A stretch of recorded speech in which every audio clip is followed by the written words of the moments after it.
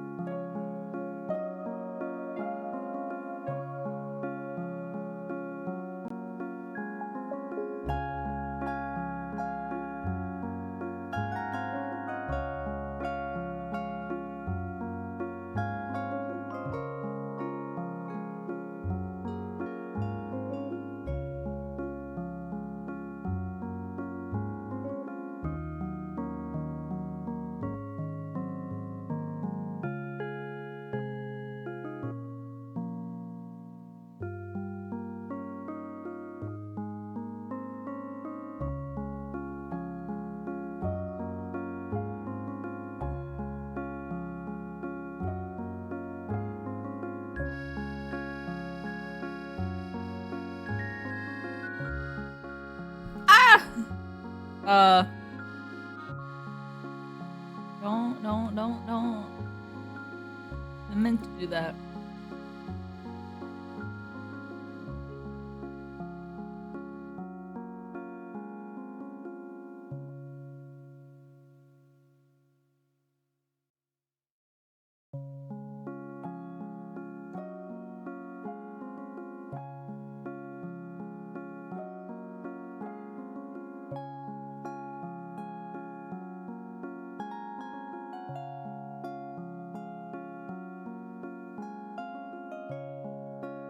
Why am I not moving?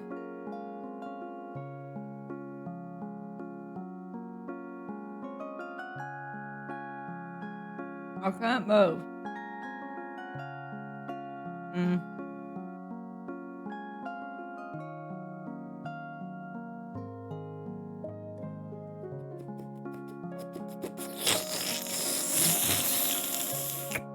don't know what's happening.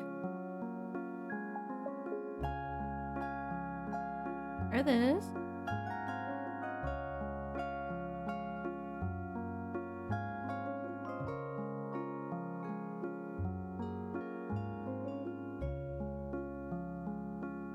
What kind of farts are you hearing? Oh, they're not working!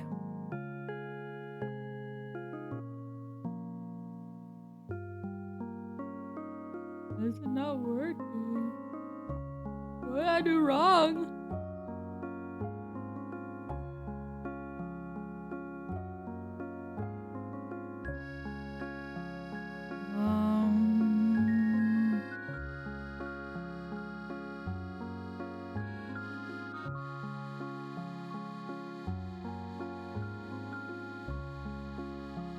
Or now this is a problem.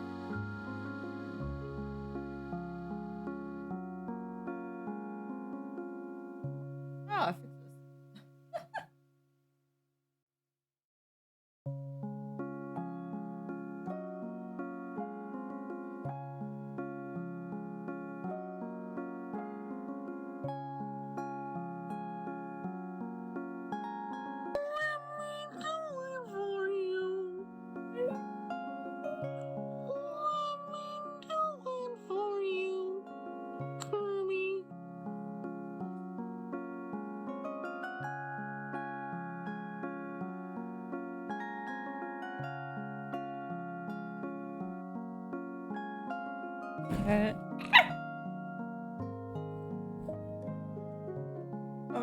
bad. Yet. Try this again.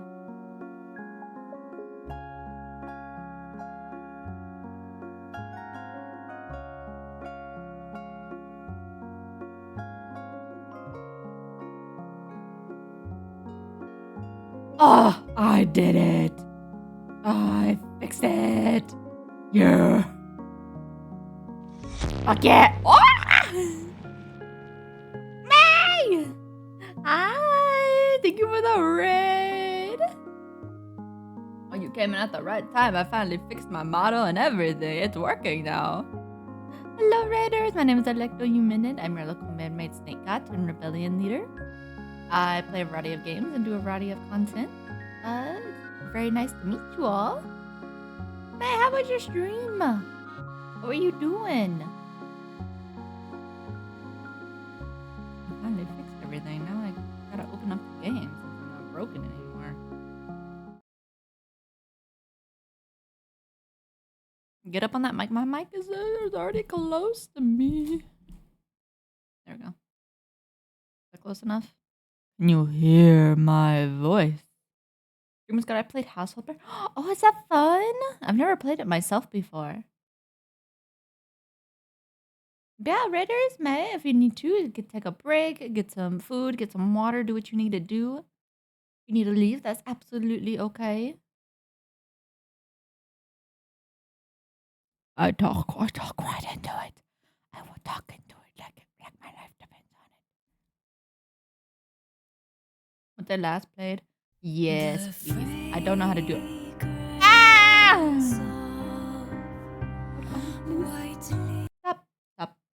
Stop. Pause. Is it gonna work? Nope.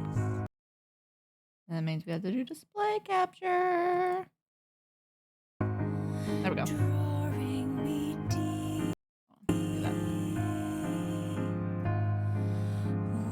I like this song, so we're gonna listen to it again. I'm never gonna skip this song.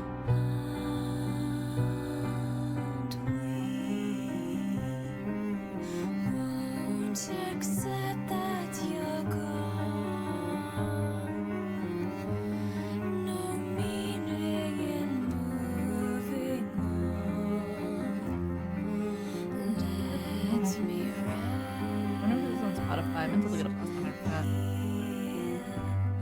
Beyond opening.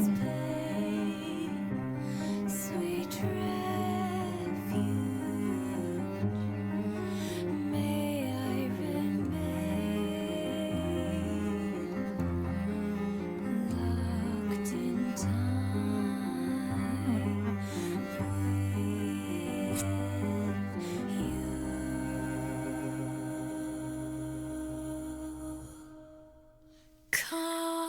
I'm gonna go rest before work. Of course! Thank you for the raid! Hope you have a good rest and a good work later.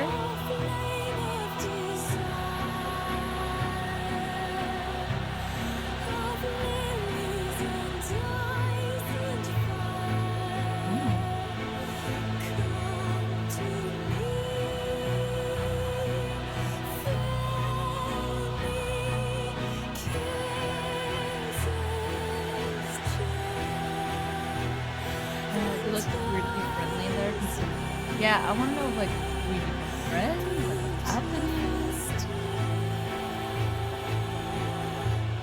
Are there different versions of the song? I don't know, honestly. The game is too loud?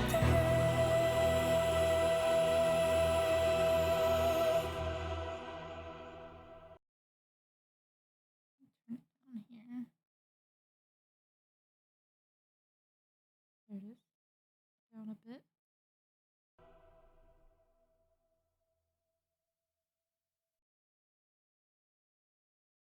So maybe that'll help. Also, if y'all remember the last time, this changed from when we were playing. So before, like, she wasn't even on here, but now she's on the front. The full actor. I wonder if we meet, like, more characters or something, more people will show up. Yeah, apparently. But she wasn't here before. It was just the lockers.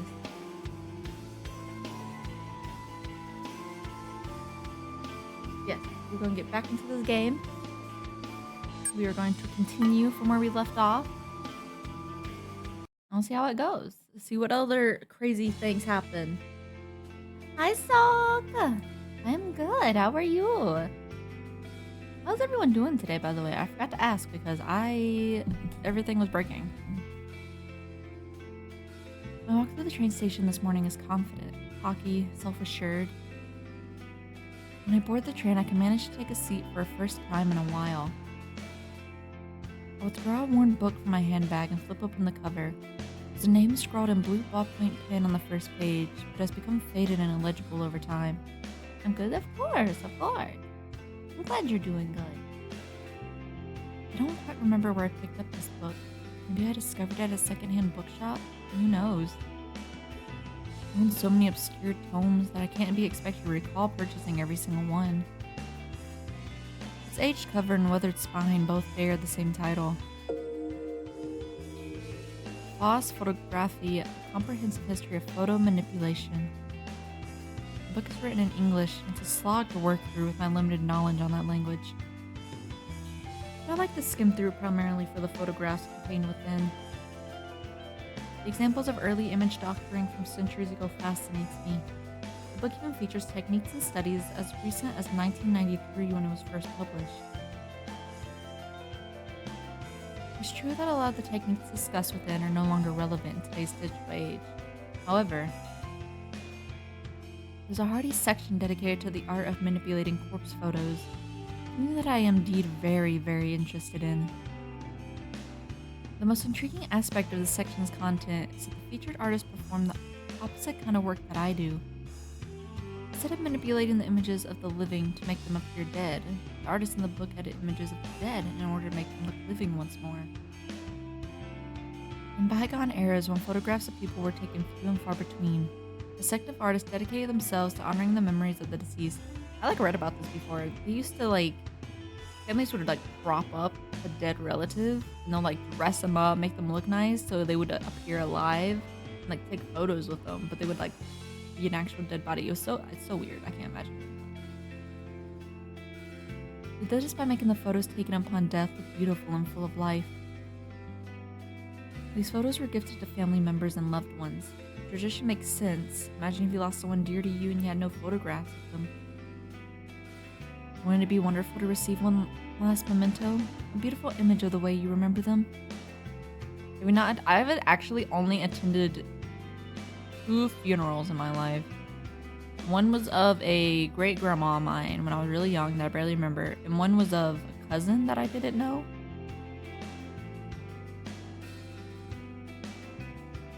And both times I went nowhere near the casket. I was like, I'm good. I'm good. Instead of using makeup to beautify a corpse, these artists apply paintbrush and pen directly to a photograph to seemingly bring the deceased back to life. I've been to a funeral for a long time, very thankful for that. Yeah, same. Funerals are so sad. It's the atmosphere is so I know someone died, but I just can't. I just can't stand it. It was when I was a child. Oh, same. I was an itty bitty baby. I was 6 or 7. I don't remember. An impressive aspect of this process is the way they illustrated the corpse eyes to look full of life. Even though it's a far cry from the work I do, I can't help but feel some sort of kinship with the artist discussed in this book. Really, we are cut from the same cloth. Browsing through the images of this book inspires me to work hard at my own photo editing. Many of the pictures are in black and white. To me, it only drives home how impressive these old techniques were. Maybe I've been way more weddings and funerals. I think I've been to 20 now. I have been to 2 weddings and 2 funerals. Well, technically, 3 weddings and 2. Damn, 20 weddings. How many people do you know? I don't know that many people. I finished flipping through the chapter and closed the book. I hold the tattered tome close to my chest and breathe a sigh of satisfaction. Oh, The next station is Shinjuku. The doors on the right side will open. Please change here for the Chuo line, the Shonan Shinjuku line, the Saikyo line. Stuff the book into my handbag and get ready to disembark from the train. Let's access some free drinks. And free food. When I'm certain nobody is looking, I carefully open the lid of the large dumpster in front of me. The stench of rotten food and who knows what else assaults my senses. I reflectively gag and splutter. The staff at the convenience store really need to seal their trash in plastic bags before tossing it in here. Ugh, this is disgusting. I have to stop doing this. We dumpster diving? What's happening? The raised open lid locks into place at a 45-degree angle, allowing my now free hands to retrieve a small black object from my handbag. It's a flip phone, a cheap plastic thing with a shiny charcoal finish. Oh, yeah, I remember. She uses like random phones for her deeds and then breaks them and throws them in the trash. I open it up and tap on the retro tactile keys, confirming that I've completely deleted all sent messages and photos. Nodding to myself, satisfied that I've covered my tracks, I eject the battery from the back of the casing and toss it in the dumpster. Quit frames? Oh, okay. And then snap the phone in half along with the hinge, separating the screen from the keypad. I've been groomed for 2 weddings, and then a family friend about 14. Then others I have no idea why I was there. There's bound to be anniversaries? Oh yeah, that's true. That is true. The screen crunches into pieces with a gratifying underneath my shoes. I retrieve the smashed parts from the asphalt, careful not to prick my finger on the sharp glass. With hardly a glance, I unceremoniously launch the broken parts of the phone into the dumpster. I clap my hands together to dust them off, and then shut the dumpster lid and hurry away. I saddle between the brick wall of the convenience store and a narrow metal railing intended to keep people like me away from the dumpsters. Now in front of the convenience store, I finally feel I can breathe deeply without fear of inhaling the toxic contents of the dumpster. I let my lungs take their fill before nonchalantly crossing the street. This game reminds me of another. What? You mean like another game? Or like the game Another? It takes care of my latest burner phone. Before leaving the office building, I cracked the SIM card in half and disposed of it in the combustible trash. Now with the phone itself destroyed and discarded at a different location, my mind is at ease. It has been slightly less than 24 hours since I messaged my latest victim. That athletic guy that I may have briefly fantasized about during my restless slumber. Oh! Goddamn, lady. My general rule of thumb is to keep a burner phone for exactly 24 hours after sending a photo. However, I made an exception today. I wanted to discard the phone early, clear my anxiety, and get a full night's rest tonight. Besides, it's not like anyone ever replies to the messages I send. I'd love it if they did, but it is what it is. So really, there's no point holding on to the evidence of my wrongdoing for longer than necessary. If memory serves, I wrote tomorrow's date on the latest victim's timestamp, May 30th, 10:31 a.m. The victim may decide to kill himself today, of course. He could end up just like Akane Tsurumaki. But if he's anything like her, he'll hold on until just a few hours before the designated time. He'll let panic and fear boil and build inside him until he just can't take it anymore. No wonder this, they're called Spirit Hunter Deathmark and Spirit Hunter NG. I've never heard of those before, I'm not gonna lie. Or someone else will come along and end it all for him. I can't be sure. I still don't know what happened to Ruru Hatano. Did she kill herself, or did someone else snuff out her life? Either way, I'll start researching obituaries tomorrow. I'm confident that this will be another successful request. If it is, I'll truly be on a winning streak. I'll link them in the game chat. Slay! With butterflies in my stomach across the road.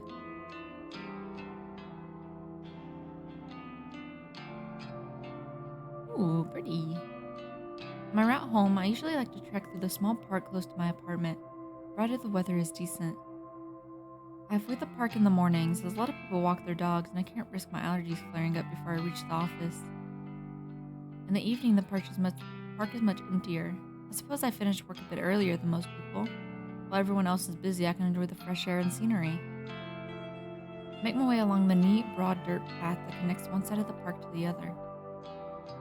Wooden benches line the path at regular intervals, and at this time of the evening, it's common to see a homeless person or two using a bench as a resting place. The city has more homeless people than the general population will care to admit. I try not to think much of it as I walk by every day. I already know that many people have it worse off than I do, but there's not exactly anything I can do to help, right? Should I be giving these people money that I can't afford to spare? Won't I just end up homeless as well? I'm not exactly broke, but I live month to month on my salary. It's expensive to live on the outskirts of Akihabara. Commuting to Shinjuku every day isn't exactly cheap either. Then you add in electricity bills, phone, food. I mean, I don't eat unless I have to, but I starve if I didn't buy a meal every other day. And don't even get me started on the cost of the coffee I drink. If I'm lucky, I can score a can for 100 yen, but more often than not, I'm paying up to 150 for a single can. Even if I were to buy canned coffee in bulk from one of those huge variety stores like Don Quixote, I'd still only have a handful of loose change. Drop my cinnamon roll. Cinnamon roll.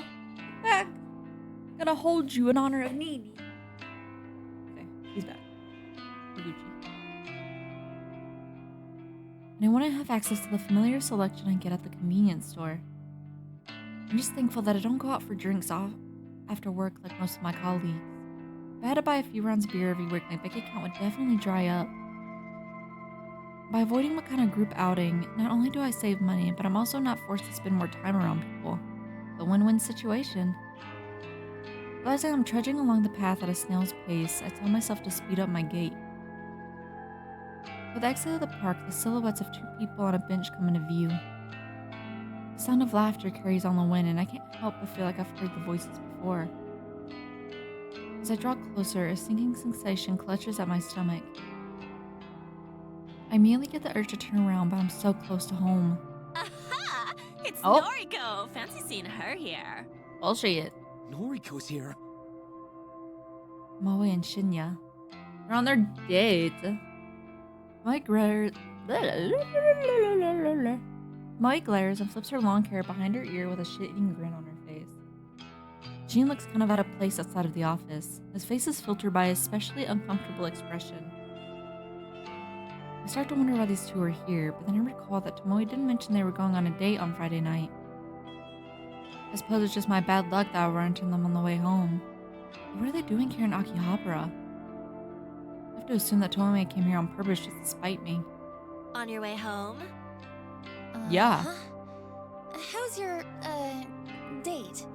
We're having a blast. Right, Chen? Yes, of course.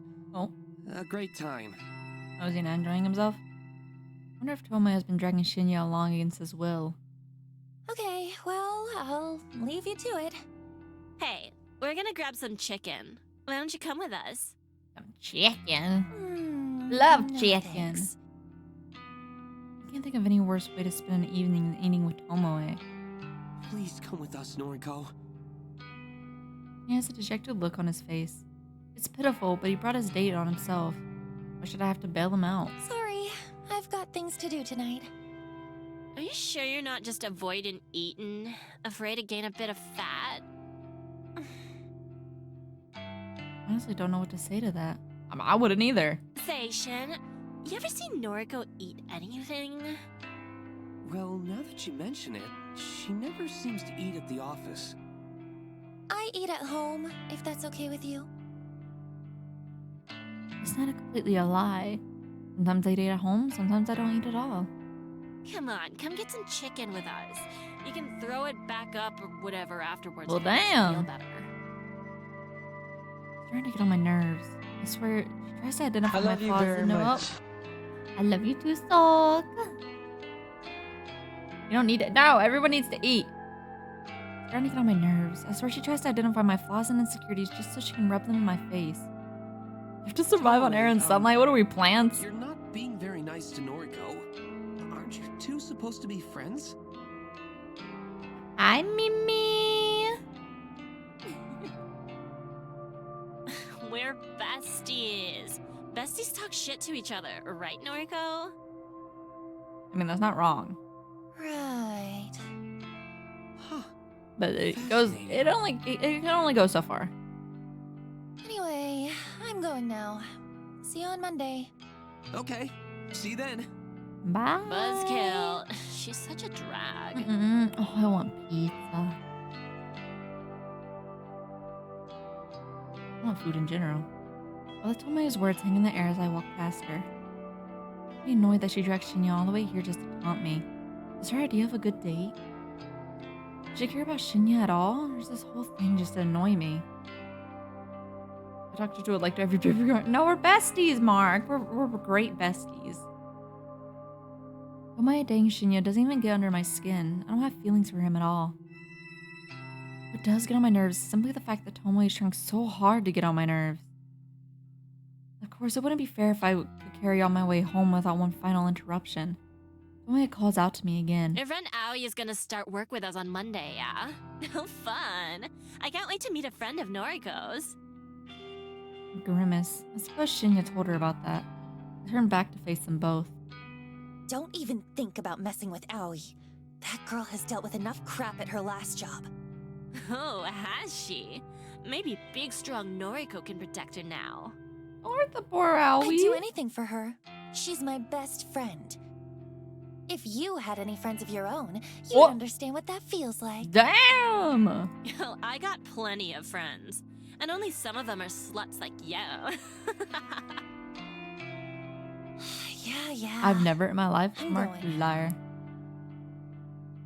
I finally managed to disengage from the conversation, even with Tomoe's mocking laugh piercing the air. I exit the park, cross the road, and walk down the block leading to my apartment. Tomoe, I have to wonder if that girl exists solely to irritate me. Yeah, they don't like each other very much. I have to tell myself she's not worth, my time. I can't let her taunts get to me. Grin and bear it, as they say. That's what stoic, unflinching Noriko would do. Running a hand through my hair, I smile and approach my apartment building.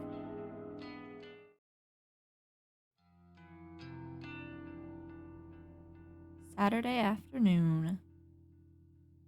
I spent all morning trying unsuccessfully to calm my nerves. I'm anxious about finding out whether my latest victim has perished.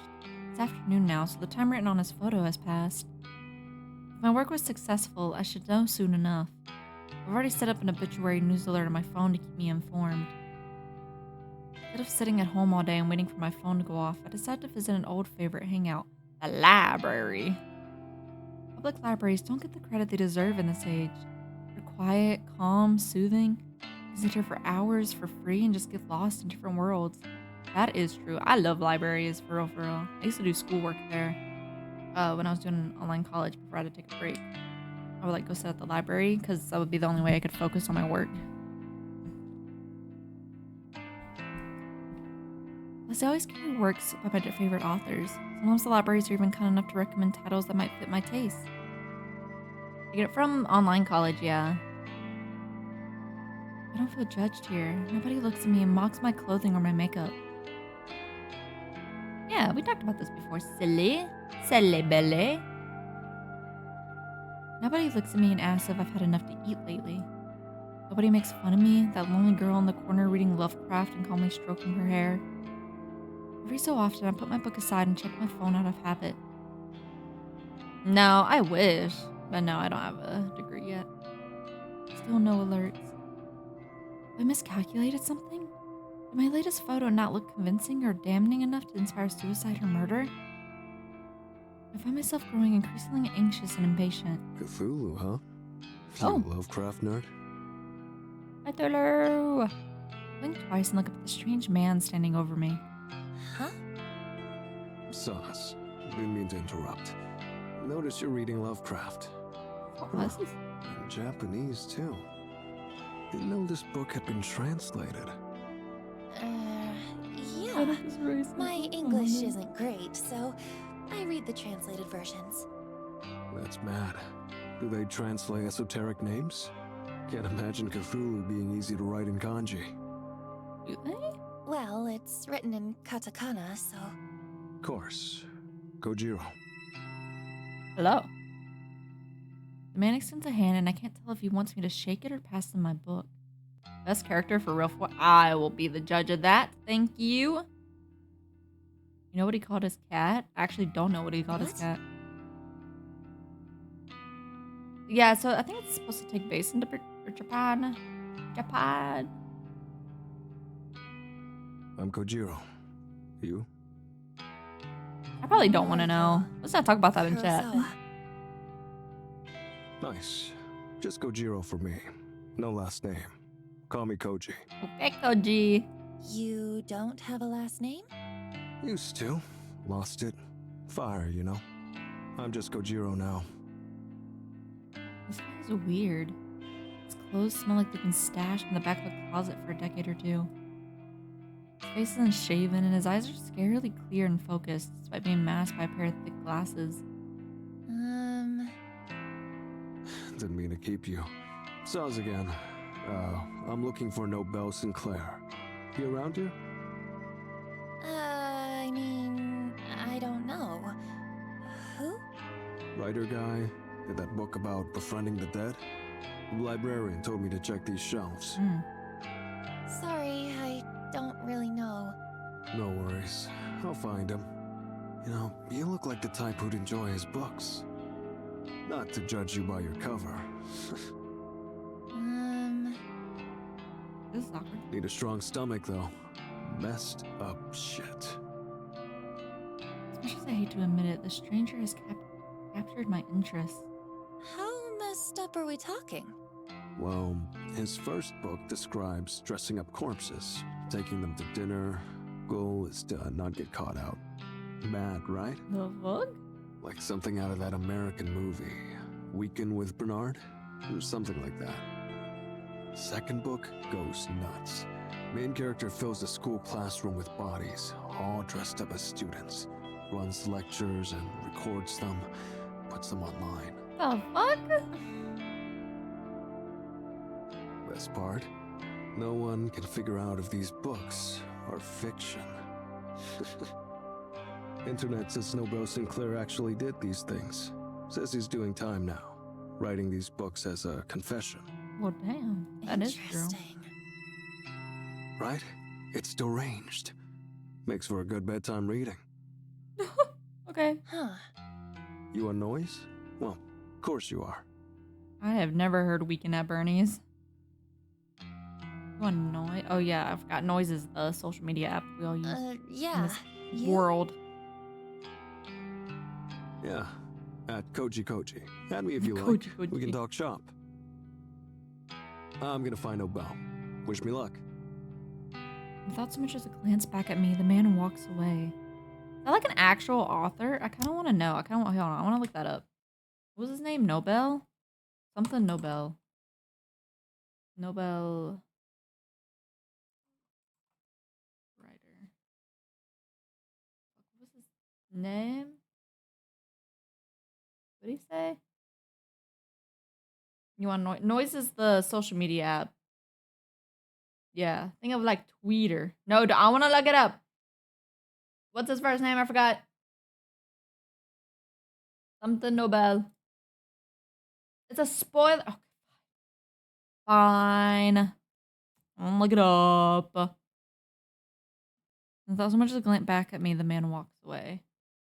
I'm just trying to see if he's an actual author or not. I try to return to my reading, but that whole conversation just replays back in my head. What a bizarre encounter. Maybe I'll just head home for today. Being curious helped me calm down, but I'm still eagerly anticipating the fate of my victim. I'm trying to spoil myself on purpose. I didn't know. So I have to admit that I'm growing a little bit hungry. Maybe onigiri, a rice ball from the convenience store would tide me over until tomorrow. I gather my things and stand up, letting out a little whoo as I stretch my muscles. The fuck? As I reach the sliding doors to leave the library, a little alert sounds from my phone. Oh? Oh, is this it? This is it! My phone is in my hands in less than a second, the screen unlocked and the obituary page loading before my eyes. Article posted online today, 2:39 p.m. Leave me alone, stop bullying me! Keyword found 3. Mr. Accident, numerical data range 20 to 30. Image data found, yes. Saturday, May 30th. Mr. Ichi Hanada, 22 of Tokyo Prefecture, was pronounced dead this afternoon at a traffic intersection, 12:02 p.m. Coroner's office reports that Mr. Hanada was involved in a traffic accident. No other casualties have been reported. Mr. Hanada is survived by his fiancée, who wishes to remain anonymous. Funeral service has not been arranged. Blue image attachment. I feel the image attachment. I can't believe my eyes. Oh, it is. What's his face? The photo is the exact same one that was sent to me through Corpse Girl's website. There can be absolutely no doubt that this is my latest victim. I've done it again. Everything starts to quicken. My cheeks begin to grow hot. Man, I'm not in the library. I know from experience that if I don't get somewhere private and quickly, I might very well look a fool in public. I guess the bloodline ends with him, for real. I flew against the library for a sign of pointing to a restroom. Then my eyes settle and I dash toward it, swerving between bookshelves and through narrow aisles. There's one door for a unisex bathroom, and on a remarkable beige portal. The muscles in my thighs are tightening, and I squirm as I reach for the door.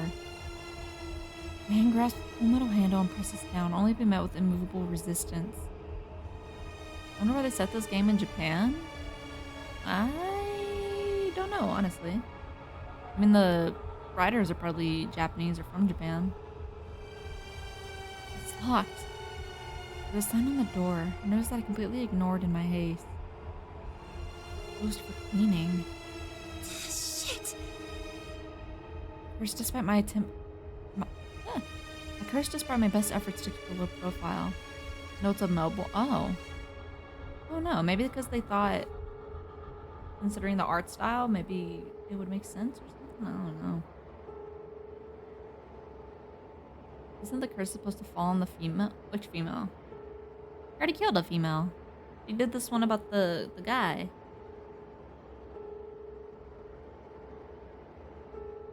My head turns frantically, looking for somewhere, anywhere that I can sit down and remain out of sight while my body reacts erratically to my latest success. Yo, you busted? This guy again. I need to use the restroom. I can't tell that my expression on my face is not one of desperation to use the facilities. On it. To my surprise, Kojiro straddles up to the restroom door and begins to slam his fists against it. Hey, cleaning time is over. Get out of there. I hear a panicked yelp from within. Kojiro's commanding voice was more than a little intimidating. Within seconds, a terrified old woman emerges. She wheels her cleaning trolley around us, bows quickly, and disappears from All sight. yours. Not to hold it. It is true. Don't hold your pee, guys. It's very bad. But I did used to hold my pee when I was working at my job. One position I was in. We would have to get relieved because we weren't allowed to just leave our position. I would have to wait to get relieved. And the people would take fucking forever to come relieve me. So I would be sitting there having to hold my pee for like 2, 3, 5 hours. Yeah, it was bad. I almost peed myself many times. Yeah, you're welcome. Thanks. Yeah, don't hold your pee, kids. It's bad. This is a unisex bathroom. Isn't there supposed to be one toilet? I dash past Kojiro, unable to believe what is happening here. I slam the door behind me and slip into a cubicle. I can't pee in a bottle. I'm a woman. You know how hard it is to pee in a bottle as a lady? I miss one shot, it's over. As soon as I touch its closed lid, my legs begin to shake uncontrollably and I have to lean backward to steady myself. Now you have hemorrhoids. I do have hemorrhoids. Leg. Ichi Hanada is dead, killed in a traffic accident. That could mean anything, but I'm willing to bet that I caused his death. After seeing the photo of his dismembered corpse, he might have purposely crashed his car. Perhaps someone else rammed his vehicle, intentional murder, and came on behalf of Corpse Girl. I still don't know how my power works. I don't know why these victims end up dead. The cause of death ultimately doesn't matter. It matters that Corpse Girl is victorious once more. I find myself panting, squirming, struggling to restrain myself. I'm trying to fix my microphone. My vision fogs, my knuckles clench. And barely a fanfare, I begin to cool down all of a sudden. Just like that, the overwhelming urge to explode simply flutters away.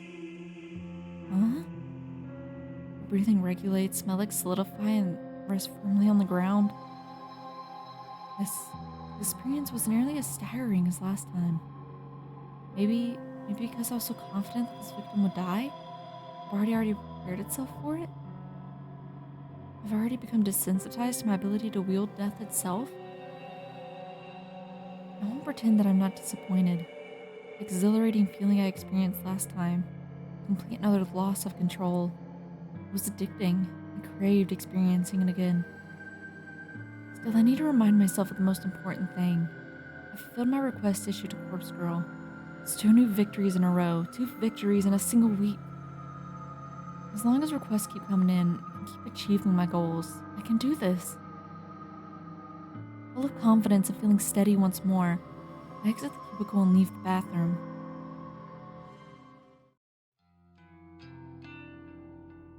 Strange man Kojiro is waiting for me at the end of an aisle.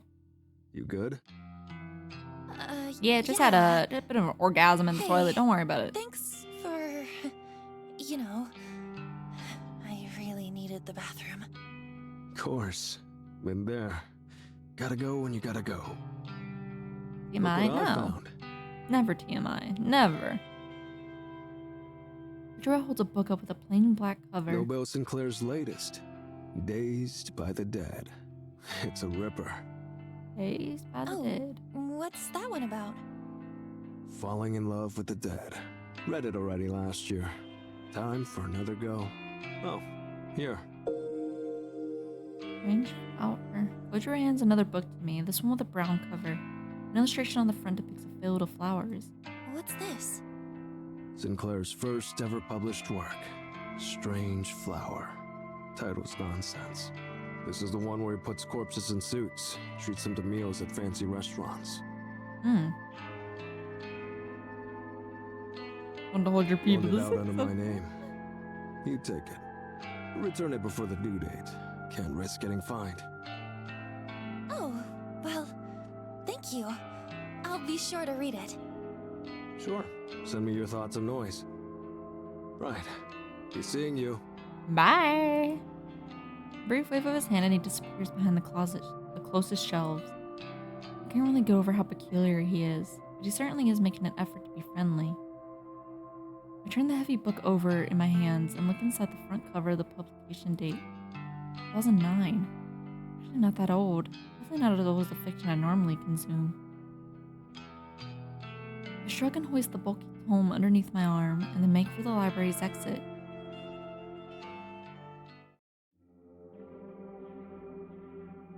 I feel uncommonly hungry on my way home, so much so that I decide to stop at a restaurant and get some dinner. I wonder if my killing stirs my appetite. I often pass this establishment when I exit the train station at Akihabara. It's an old venue that serves traditional Japanese food as well as popular Western dishes. To say that I've always been curious about eating here would be accurate. I've been working hard lately, achieving my goals. I can afford to treat myself to a cooked meal, right? Why do I find it so hard to justify that? I'm even going to eat at booth tonight, another rarity for me. The waitress guides me to an empty booth and I slide in before looking at a menu. The house specialty, according to the menu in my hands, is grilled eel. Not exactly my favorite. In fact, seafood of any variety doesn't sit well with my stomach. I decide to pass on the specials and order something I know I can digest. More rice sounds good. I used to eat it a lot as a kid. Omelette, rice, and ketchup. What's not to like? Plus, it's only 700 yen before tax. The waitress returns to take my order and I confidently point out what I like. Offers me a smile and hurries off to the next table. Y'all eat ketchup with your eggs? I don't. I've never eaten ketchup with my eggs. Perhaps my recent victory streak has given my courage to boost, because I hardly feel awkward or anxious sitting here surrounded by people eating and drinking on all sides. I'm somewhat calm and at ease amidst the hustle and bustle of the restaurant. I almost feel like it might be nice to have company. A friend, perhaps Aoi, even Shinya, might be nice to talk to, pass time with. Oh well, in a way, I do have some company. I retrieve a book from my handbag, the very same book Kojiro linked me, and I open it up to the first chapter. Strange Flower. Not an apparently meaningless title. So it comes highly recommended by an eccentric stranger, so it must be good. My meal arrives when I'm a few pages into the book. I thank the waitress and look at the omurice before me. It smells good, presented beautifully. I can probably eat at least a quarter of this portion without feeling ill. I pick up a spoon and slice through the middle of the omurice, causing a puff of steam to billow up. Throwing caution to the wind, I scoop up a good amount and bring it to my mouth. It's delicious. There's no other word to describe it. The convenience store meals I normally eat can't even compare to something like this. The egg is soft, the rice is fluffy, and there's just enough ketchup along the top. I take a second mouthful, and then a third. I can't help but giggle a little at the thought of myself sitting here eating like a normal person. All the people around me probably think I'm a normal person too. Just a girl sitting at a restaurant eating her dinner. Another quiet giggle escapes my lips and I gently dab my mouth with a napkin. I set my spoon to the side and return to the book in front of me. The author of this work certainly is interesting. Nobel Sinclair. According to the bio inside the front cover, he moved to Japan from overseas at a young age. The book was written originally in Japanese. Not a translation, but even so, the writing style is quite unusual. I can't quite put my finger on what is strange about it. Maybe it's the lack of complex kanji used throughout. Everything is written rather simply, in hiragana, almost like intended audience as elementary school kids. That can't be right. The themes contained within are truly disturbing. Maybe the author just doesn't have greatest comprehension of writing in Japanese.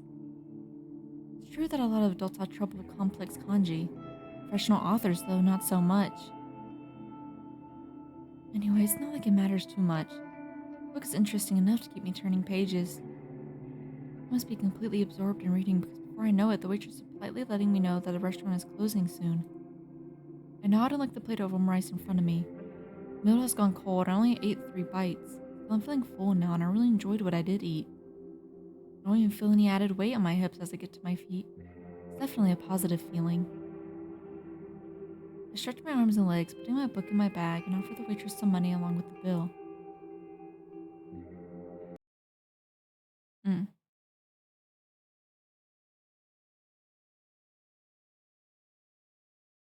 Okay. A blast of frigid night air nearly sweeps me off my feet when I step out of the restaurant. If I'd known the weather was going to take a turn for the worse, I would have brought a scarf and jacket. It's the end of spring, so unpredictable cold weather is pretty rare. I guess I can't be blamed for not building up. Anyway, it's not raining, and I'm close to home, so it shouldn't be a problem. I head down the street and watch a few shop owners closing their stores for the night. They don't pay me any mind as I wander by. Hello? The phone bursts to life and rings out in a quiet night air. I grab it and press it close to my ear for warmth. Hello? Aoi? Noriko? Hello. Is this a bad time? Owie! No, I'm just walking home. You're out at this time of night? That's not like you. I stopped somewhere to eat. What's up? You stopped to eat? Say, about the new job. What is it? I spoke to the manager at the maid cafe, but he said I can't quit. Okay, that's not allowed. He said that? Oh, well, it's not up to him. You have every right to quit. Did you tell him you've landed a new job? I can just hold you there. Yes, I told him. But he said he spent so much time and money training me that if I quit now, he'll treat it as stealing from the company and he'll call the police. Okay, What a load back. of crap. You can't do that. Hang on. Are you at the cafe now? I will. I'll beat up our manager right now. Fuck that bitch. Yes, I just finished my shift. We're closing up. I'll be right there. I'm only a Get him, minute away Noriko. Get anyway. him. I'm going to give your manager a piece of my mind. Get his ass. No, Noriko, you can't. Owie, sweetie, step back, okay? Just watch me. Me and Noriko got Be this. right there. I'm gonna beat his ass. I ended the call despite Awie's objections. I can't believe how furious I am. Aoi finally has an escape route from the god-awful job. Now the manager won't let her quit? That has to be illegal. It is illegal. They cannot do that unless you're on contract. Unless you sign a contract that says you have to work so many years, you cannot do that. I never met her manager, but I can just imagine his type. Self-important, wretched, greedy pig. Thinks he's the king of the world because he runs a shady maid cafe in the back streets. Well, I won't stand for it. People like him are the ones that should be reported to the Corpse Girls website. Love to target victims like that. I change direction and take up a running pace. The cold air against my face is kind of nice now that my body is warming up a little. Thankfully, there's hardly anyone around this time of night, so I don't feel particularly embarrassed by running in public. I would either trip and fall or my asthma would kill me. I'm not terribly fit. I'm not a terribly fit person, so it isn't long before I feel out of breath. Use your assets to do the rest. Easy peasy.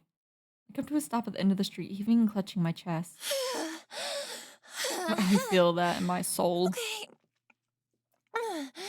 I'm okay. Deep breaths.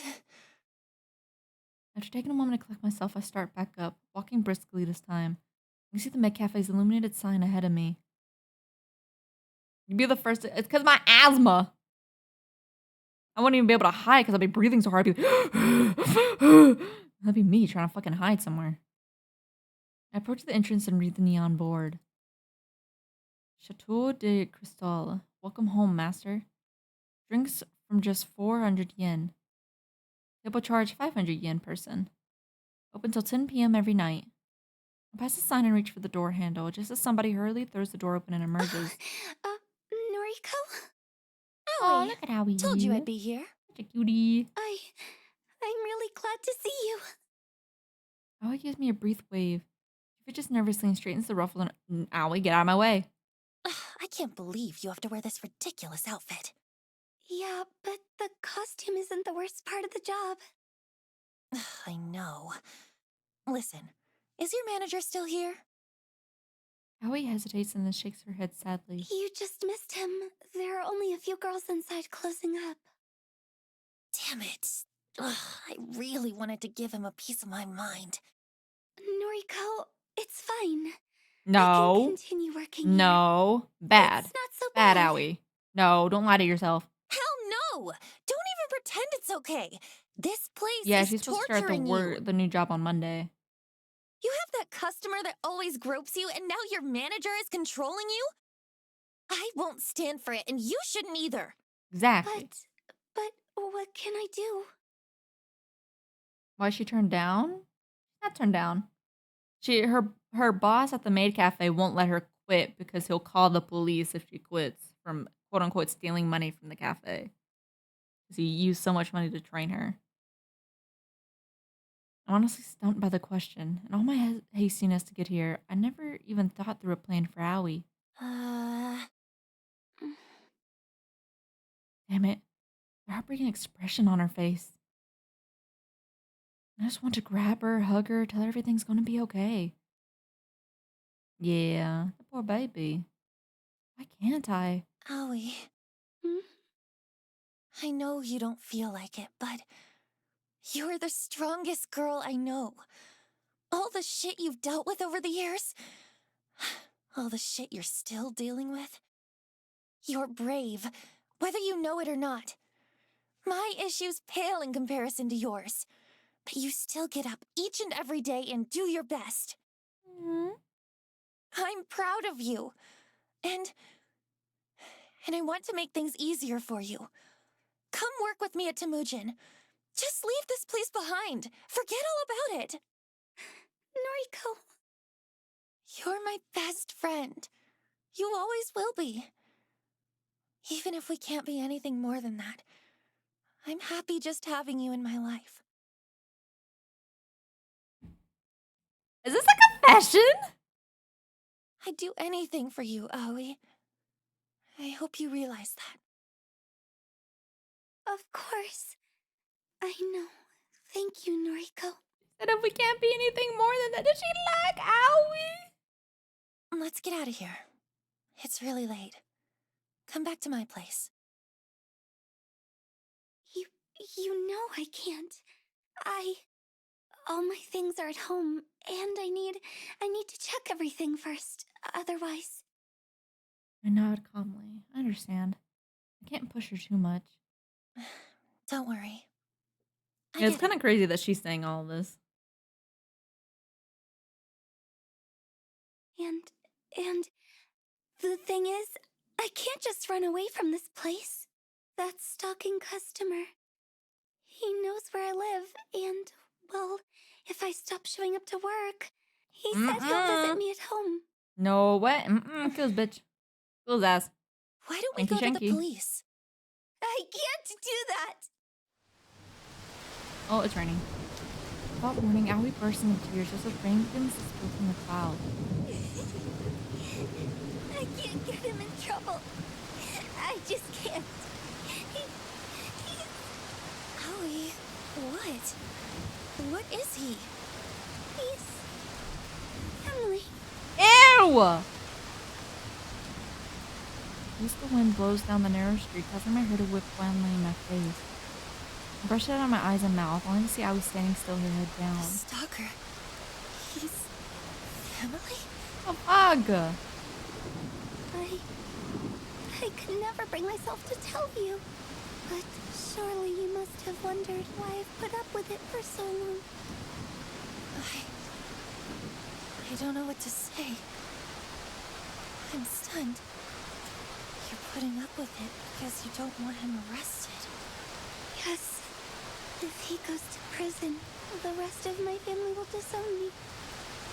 And I'll truly Fuck have the rest of no your one. family, bruh. You have me. You know what I mean. I'm just going to go home for tonight. Thanks for coming out to see me, Noriko. We can hear our feelings fall away. Put back off her shoes against the wet pavement echoing through the street. Aoi. I'm gonna kill his ass. As I hear my breath, I breathe her name, she goes into the darkness. Poor girl.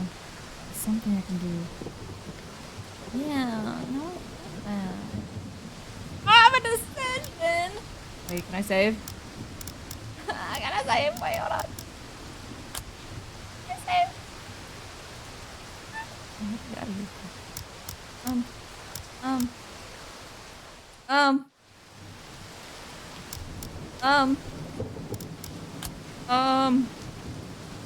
Okay, we are going.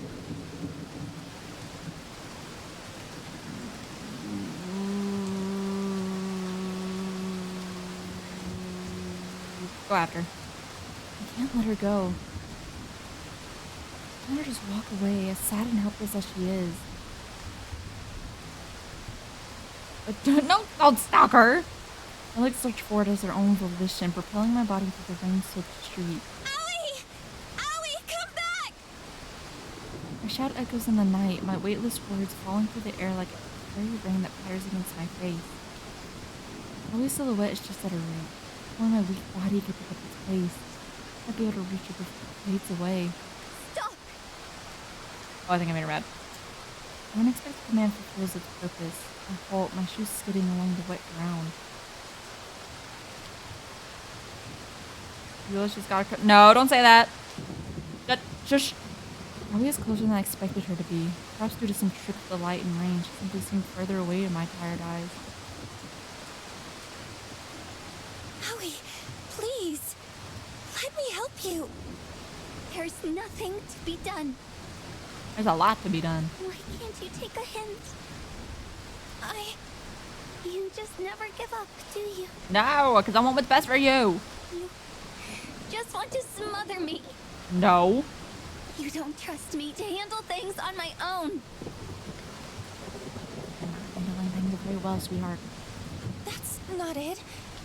I just care for you so much. I know that. You think you haven't made that clear in the past? I'm not gonna reload. I'm not like that. I won't do that.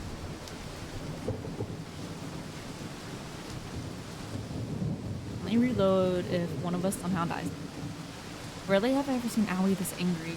She's well past the point of being simply upset now. She's really furious. Did I overstep the boundary? You're not my You just guardian angel or my savior or whatever. Let me be. This is my life, Noriko.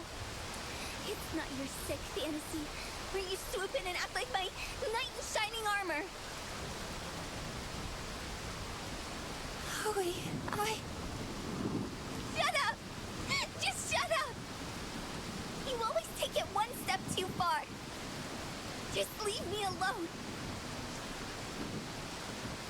another word in before she vanishes into the night. I reach a hand out into the darkness like some foolish attempt to stop her, but I know it's pointless.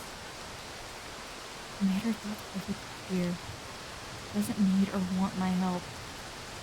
Even if she cares for me, she doesn't love me in the same way I love her, and I don't think she ever will. I sigh and look at the thick cloak of clouds above. The rain continues to fall. No, we love her. Go after her. Sunday afternoon, May 31st. The day drags on and on. Since I don't work weekends, I never really know what to do with myself during my free time. The library yesterday was nice, but I don't want to hang out there again today. So far, I spent the day simply reading at home and brewing the occasional cup of tea to stave off my hunger. I keep checking my phone, but Aoi hasn't replied to any of my texts. Even when I call, she lets it go to voicemail. I don't even have any new requests to attend to. I was hoping I would at least get one this weekend to help occupy my time. To take a break from reading Strange Flower, I decide to browse through noise and see what's happening in my social circle. I'm not close to any of the people I'm connected to, save for Aoi. Reading through their posts always lifts my mood. Rather annoyingly, the first post I come across is from Tomoe.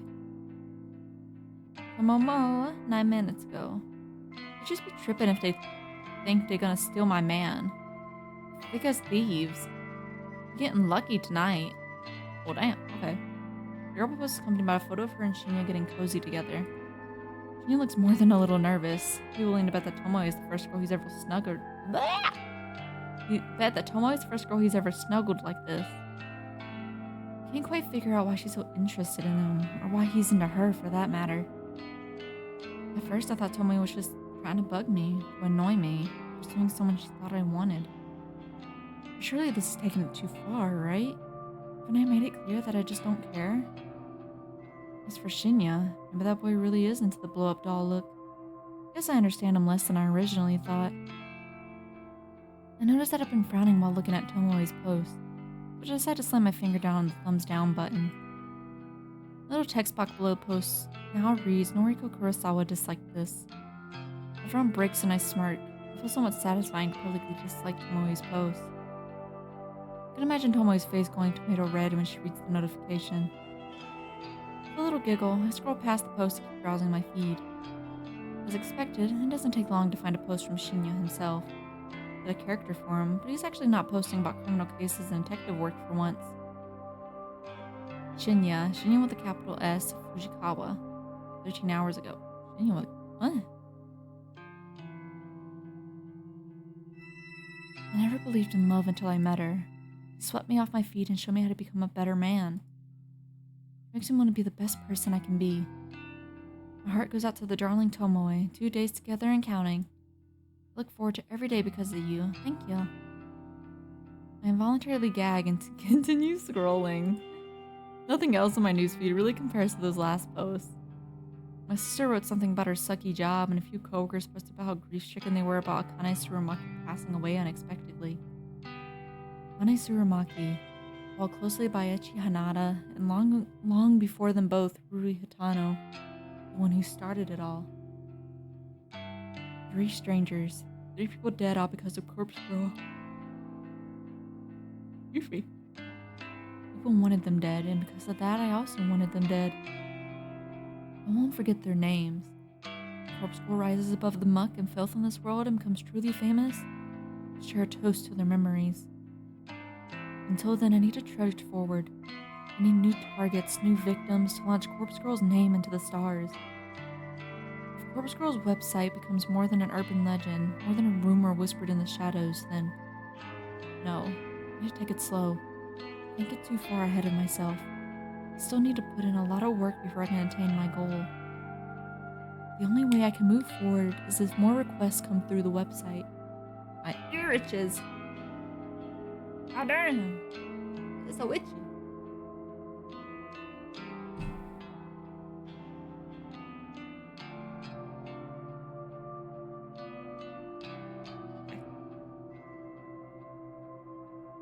There has to be a way to promote the site.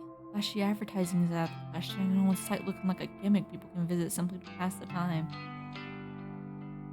Any word of mouth, testimonials, So far, the site has claimed 3 victims. I need the original requesters to spread the word about how effective the website really is. Yes, that would be perfect. I obviously can't get in touch with them now. There's gotta be our goal. They remain anonymous when the request is death. No one will really. I'll only put the contact details when doing something so shady anyway. I sigh and scratch my head, thinking about it like this won't do me any good. Maybe I should come back to it later. I reach for my laptop sitting on the couch next to me. Maybe I'll take just one more look for new requests. You never know, right? I'll log into the administration panel of Corpse Girl's website and check for notifications. One new request. Oh shit. Hey, 3:31 p.m. Victim's phone. Downloading image attachment. Hey, 3:31 p.m. That was submitted just a few minutes ago. What are the chances I would check the incoming request so soon after receiving a new one? My heart begins to race as the attached photo downloads to my computer. I'm excited about the prospect of working on a new request for the rest of the evening. It would be the poor sucker to succumb to Corpse Girl's whims. Will another beautiful corpse be left to my wake?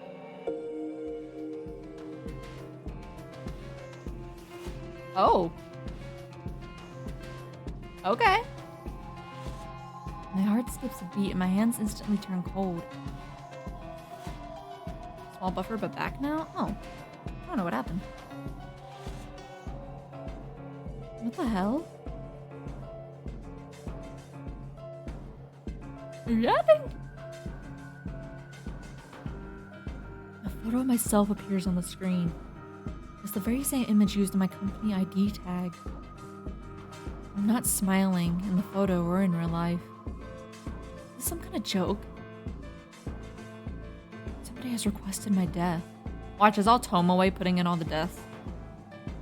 Somebody has requested my death.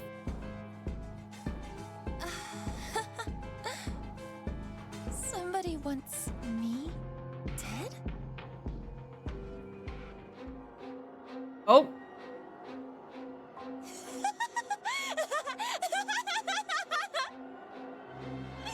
I can't believe it! It finally happened! And I'm out. Okay, Morg. Thank you for the lurk. I know exactly who requested my death! Tomoe! That stupid, vapid bitch! Damn. Moe Watanabe, the one person who hates me more than I hate myself. Of course she's the one who uploaded my photo. Of course she wants Corpse Girl to take care of me. I'm looking for somebody to test the website on. Her noise post from the start of the week confirms that. She has been getting increasingly obsessed with tormenting me lately. I'm willing to bet that when I disliked her latest post, it finally triggered her request my death. Hey, I'm sorry I can't stream today, but I wanted to drop by on the live. Of course, Spooky, that's okay. Thank you for stopping in. I hope you have a good rest of your day, okay? Tomoe, you brainless whore! I am Corpse Girl!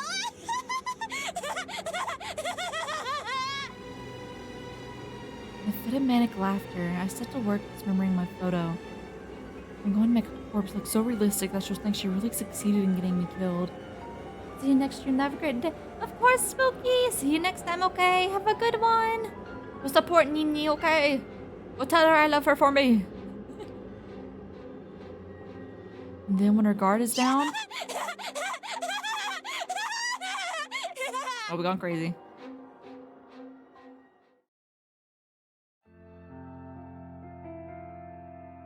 June 1st, Monday morning. No sign of Sato yet? I wonder if she got held Oh, up. we're really gonna fake our death? It's not exactly professional to be late on your first day of work. I grind my teeth and hope that Shinya can't sense my anxiety.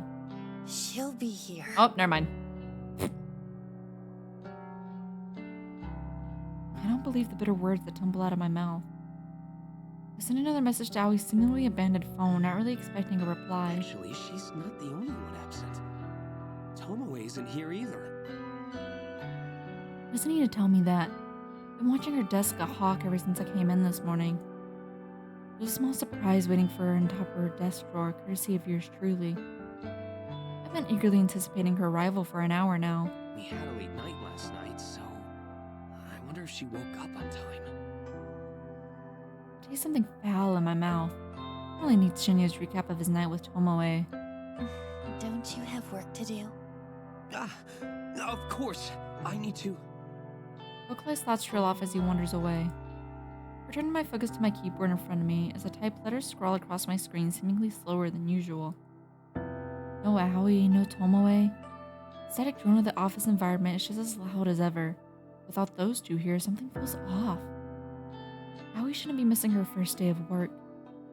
And say what you want about Tomoe at the very least, she's punctual. For her to be this late is very unusual. Kurosawa, a Oh. word, if you please. Ooh, she's pretty. Soft but sharp voice snaps me out of my thoughts. Hi, Papa. How are you? I look up to find a middle-aged woman standing over me, one hand beckoning me in an intimidating fashion. I see Booba. Tomi Ida, an executive who oversees a lot of the juniors on this floor. Pala. I deal with her a few times a week. She's a serious and critical person, but I've seen a warmer side of her when she chats with colleagues on her own level. She's not an MC. I don't care. She's pretty. How are you, Papa? Miss Ida, did you need something? Please, come with me. I reluctantly rise from my chair and follow her through the office.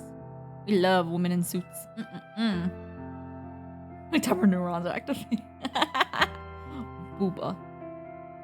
I'm eating. Oh, what you eating? On the glass screen cubicles that line one wall of the office, special spaces reserved for meetings and temporary workstations. Take a seat. Okay. Seat on your face? I follow her instructions, sitting down on one of the bright and colorful plastic chairs that fill the small enclosure. A new employee was supposed to start work today. Sato, an acquaintance of yours, if I'm not mistaken. Ravioli. Ooh. That's right. I've been trying to get in contact with her. I see. You understand that it doesn't reflect well on Sato's character if she can't arrive on time for her first day of work, correct? Yes, I understand. Believe me, it is very out of the ordinary for her to do something like this. I'm sure. Fujikawa recommended Sato for the job based on your personal request. Don't say that! You need to be aware that since Fujikawa holds rank over you, he is the one who will be reprimanded for hiring an unsuitable employee.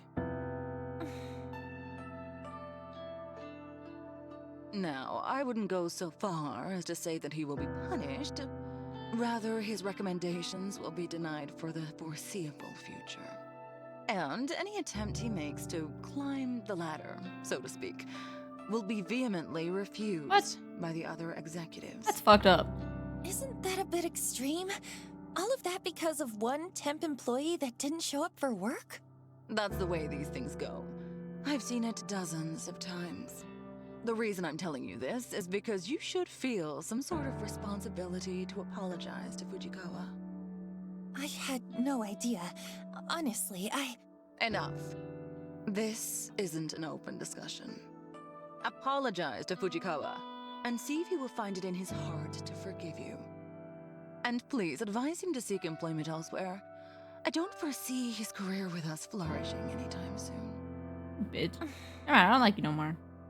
That's all. I do hope you die. Tomi abruptly exits the cubicle and leaves me alone, sitting in a stupid-looking green plastic chair. It takes some time to compose my thoughts before also walking out. I don't know what to say to Shinya. I don't even know if I should say anything. I feel like Tomi is being a bit extreme and effectively halting Shinya's career at Temujin. It's all because I recommended Aoi for the job. Like an idiot. But how do I know that Ali would prove unreliable? Still, it's far too extreme. Tomi is out of line. Something else is at play here. I can feel it. Maybe Tomi wants Shinya gone for her own reasons. I can't imagine why. He's a junior employee and not exactly the type to step on anyone's toes and make enemies. I returned to my desk in a bit of a huff and slumped in my swivel chair. Oh, I love my swivel chair. My eyes fall on the empty can of coffee next to my computer screen, and I begin to wish I'd purchased more than one this morning. Glancing over the top of my screen, I can see that Tomoe still hasn't arrived. Maybe I'll have to wait until tomorrow for her to find the gift I left for her. I'm sure she'll love it.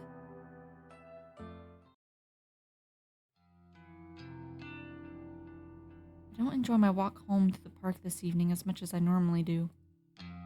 There are too many things weighing on my mind. I thought it said welching. Maui, Tomoe, Shinya, and Kotani.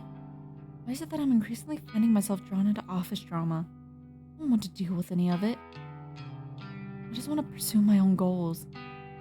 Working at the office is a means to an end, a way to keep a roof over my head and to have money to achieve Corpse Girl's ambitions. If I could quit, I would, but I can't. Not just yet. I wonder if I can monetize Corpse Girl's services.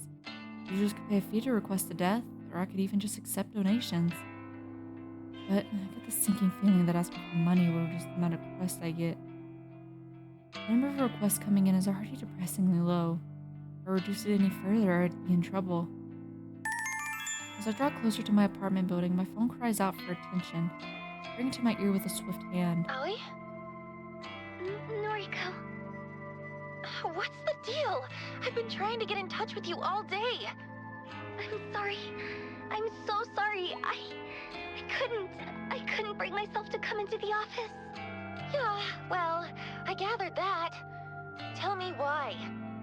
Tell me why You know, not there but a just the stuff I heartache. normally have to deal with. For real? What are we talking about here? Stalkers? Or your own battles? I left the apartment twice. I really did.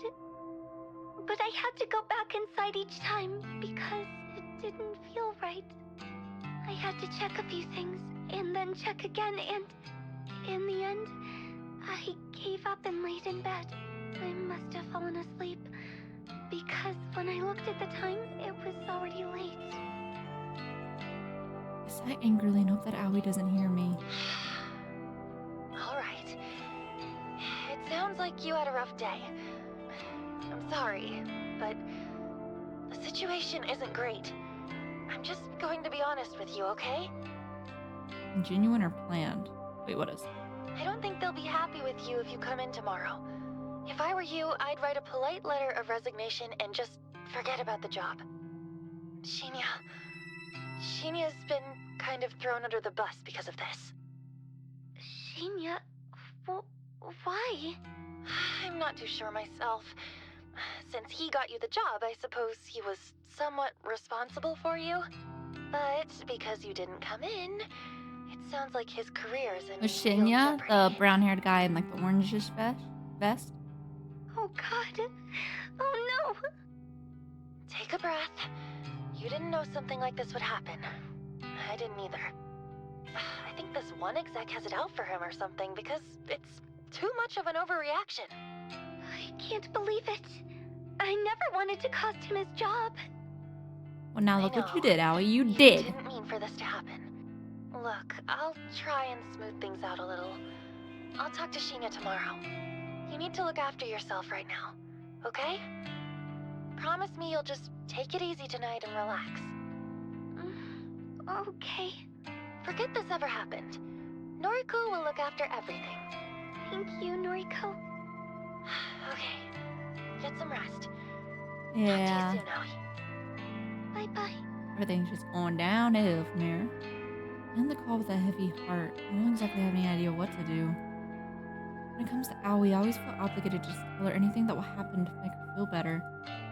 I could actually follow through with my words and genuinely make things better for her, then maybe we'd have a bit of a different relationship than we do now. I probably missed my opportunity for that a long time ago. In senior high school, I was never really truly understanding of her, and that cost me too much. Things are different now, of course. I've seen what she goes through. I like to think I understand her a lot more now. The feelings for her are true and not muddled in sympathy or pity. If this was a different life and I hadn't made all those stupid mistakes, I would be happy to be with her. We like Aoi, but we won't get this! But now the best I can hope for is that she wants to remain friends with me. That will have enough to satisfy me. Yo. That'll be enough to satisfy me. That voice. I feel if icy sweat drips down my spine. It's her. In the near distance, sitting on the bench close to the park's exit is a easily recognizable figure. Come here. Oh wait, her outfit's kind of cute. I like her hat. Except for the bear. The bear's weird. I like the cat ears. I freeze in my tracks. My body wants to keep walking to reach the family safety in my home. But my brain is engaged in its fight or flight mode. Can't undo that past though, no for real for real. Between my options, I can't find myself completely stationary. All she can do is work to make it better. Can't take it back though. Come on, I won't hurt you. Debatable. Tomoe. There's no doubt in my mind that she's been waiting for me here all afternoon. She knows my route home. That's obvious since I last encountered her in Shinya in this very same park. I can't help but tense up as she leaps off the bench and approaches me. You're into weird shit, right? Like occult stuff? Maybe? Is that what you came here to ask me?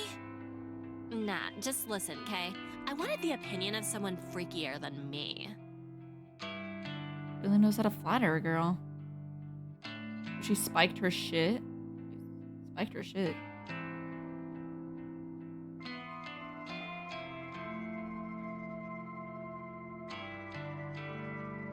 Oh, you mean like her coffee this morning? That she tried spiking it? I thought you meant like actually spiked her poop. I was like, what? It's kind of dumb, you know, but have you heard of that Corpse Girl website thing? I think she's talking to. I feel like someone would have seen her if she tried to spike her drink, you know? Because she wasn't in the office all day, so definitely didn't try to do that. Who does he think she's talking to? More importantly, how should I respond? I've heard rumors. Yeah, right? I heard rumors too, so I checked it out. I thought the whole thing was really funny. Like, could it be for real? Anyway, maybe I kinda used it to request a death. Is that so? Tomoe has pretty much straight up admitted that she was the one who requested my death.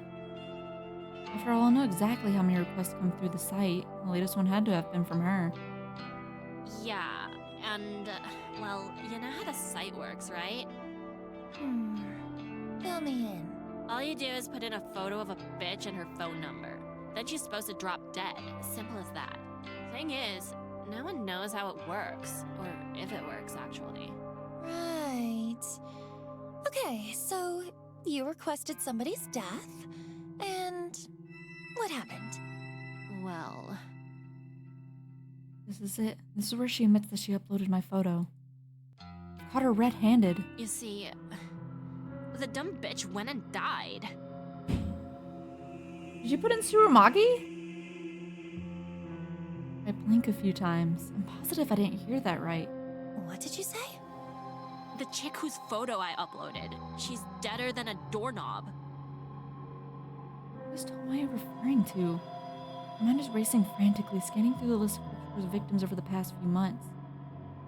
The only people who have died recently are Akane Tsurumaki and Echi Hanada. I'm always talking about a female, so that rules out Echi. Then there's Ruri Hatano, but she died such a long time ago. Last year, in fact. Surely Tomoe wasn't the one who requested her death. It was way too long ago for her to be bringing it up now. Let me still believe the only person Tomoe could be talking about is Akane Tsurumaki. But then who put in for our death? Or has somebody else died? Somebody I never found out about? Impossible. Been thorough in searching for the results of my work. The only victim that Tomoe could be talking about is Akane. But wait. No, this still can't be right. Tomoe requested my death. Somebody, Tomoe, uploading my photo to Corpse Girl's website just recently. Take a deep breath, swallow hard, and open my mouth. Tomoe, what you're saying is really serious. Are you sure this person died? Yep, no doubt. And that's what I wanted to talk to you about. You find out later. What do you mean? If you're good with this occult junk, how do you think she died from a website? Do you reckon my request really killed her? Because I don't really want this shit on my conscience, you know? I don't know what to say. Come on. I was only really joking around with the website. Didn't think for a second that it could really work. But now, this bitch is cold in the ground, and I can't sleep at night. Keeping Shinya close is the only thing making me calm lately. Molly seems to be showing a little remorse, which I didn't think she had in her. Honestly, I won't even fuck around with that shit. Like, I'm not taking my chances if someone actually dies, whether it's a joke or not. If the website was a joke, then fair enough. It's only natural she'd want to play around with it. And again, I'm kind of offended that she figured the whole thing was fake. Those girls work too damn hard to be considered a joke. But I want to get to the bottom of this. I need to find out whose death Tomoe requested. And more importantly, the question of who requested my own death remains unanswered. Tomoe, what's the name of the person you requested to die? Her name? Oh, you might know her. It was that skank from our office, Akane Tsurumaki. Well, damn. Akane Tsurumaki. Sure enough, she's well and truly dead. Tomoe isn't wrong in believing that the website killed Akane. Already submitted your photo? Oh, slay, finally. Tomoe once posted on Noise about wanting to try the website, and she was waiting to find someone to try it on. If I recall her correctly, the request for Akane's death came through Corpse Girl's website shortly after I read the post. Perhaps Tomoe made the request on the very same day. Oh, you don't even have my phone number, Mark, so joke's on you. Then Tomoe was the one responsible. I assumed the person who requested Akane's death was someone in our office, but I never figured to be a junior data entry temp like Tomoe. How did Tomoe even know Akane? I can't see how their paths would have crossed in such a large office building. Yo, Psycho, you in there? I snap out of my thoughts and meet Tomoe's dead-eyed gaze. Your professional opinion, can a website really kill someone? I'm torn between giving two replies. I state that I believe the website worked and therefore help increase Corpse Girl's credibility, or play it safe and make sure I'm not suspected of any involvement. Coward that I am, I decide to play it safe. No, absolutely not. A website can't kill someone. Yeah, I figured. Guess it's just a coincidence that she died. You reckon I'm not guilty then? I didn't really want the bitch dead anyway. I was just mucking around. Yeah, you're not guilty. Thank God. That's a real weight off my elbows, you know? Off your elbows. Mm-hmm. I sure as shit won't mess around with sites like that again, though. I'm gonna play it real straight from now on. You're not feeling great? It's okay, Vincent. I hope you feel better soon, okay? Thank you for the lurk. I gotta get my life together. I got a man to look after now. Right. Well, good luck with that. I need to get home. All I want right now is to get back and figure out who the hell uploaded a photo of me to the website. My mind is reeling, and I'm not in the right headspace to listen to Tomoe's drivel any longer. Hey, for what it's worth, which ain't much. Thanks. Thanks for putting my mind at ease. I know we ain't always seen eye to eye, and... well, nah. That's about it for now. For a fleeting moment, I imagined that she was about to apologize for assaulting me last week. The possibility disappeared from my mind almost as soon as it had appeared. See you tomorrow. She waves almost sheepishly, and wanders back through the park in the direction that I came from. We love Tomoe. Best girl for will. Right, time to go home. I can't relax until I know who requested my death. If it wasn't Tomoe, then the situation could be a lot more serious than I originally thought. If it wasn't because of my petty squabbles with her, then someone really wants me dead. Who? Her sister. Oh. Okay, wait, that plushie's kind of cute. I can't sleep. It must be past 3 a.m. Unless hours have passed since I started trying to figure out who requested my death. I've run through every possible candidate and their potential reasons 1,000 times. I've replayed every encounter I've ever had with every person I've ever met, and I'm drawing a blank. I don't know who wants me dead. It's so vain to think that everybody likes me. Sure as hell a lot of people who don't like me very much at all. Does anyone not like me enough to want me dead? Not meant me for Corpse Girl to claim her as prey. I take little solace in the fact that my life isn't actually in danger. Girl's victims are only brought low by my hand. Though my convictions are strong and I never refuse a request, taking my own life is absolutely out of the question. This is the one and only request I will ever refuse. It's not for the sake of my own life, but rather for the sake of Corpse Girl's continued existence. I will not let her die and be buried with me. However, now that I've eaten the knowledge that somebody genuinely wants me dead, I can't cure my upset stomach. No amount of mental reassurance will quell the sickness rising inside of me. Top candidates are, of course, those closest to me. Crossed Tomoe off the list. Relief at knowing that Connie Surumoki's death wasn't her fault convinced me that she wouldn't make the mistake of messing with the website twice. Add to the fact that she came to me for reinsurance, well, I have to say that she's not the person I'm looking for. At least the people I deal with on a daily basis. Aoi Sato, my best friend since junior high and the first person I ever fell for. She rejected me gracefully during senior high. So gracefully that we still remain friends to this day. She want me dead? It's doubtful. She wouldn't even report her stalker, a guy she apparently related to the police, but she didn't want him arrested. She's still fucked up. And there's Shinya Fujikawa, another acquaintance from school and now my coworker. Has even gone as far as to call us friends now that we're connected on Noise. I've never been romantically interested in him, but I was under a false impression that we had feelings for me. I want to be a detective, but he doesn't have the competence to follow in his father's footsteps. He doesn't strike me as the type to want somebody dead, let alone go through with requesting somebody's death. Still, quiet, guarded people like him can really surprise you.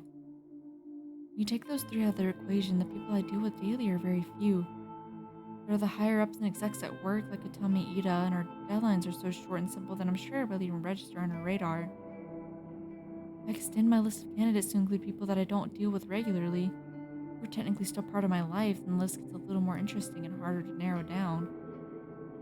Kenji and Momo Ogawa, the father and daughter living in my apartment building, are sweet, kind, and considerate. I couldn't imagine they want to kill me unless I'm really using up too much of their internet bandwidth and they just can't take it anymore. There's my older sister, of course, Yuriko Kurosawa.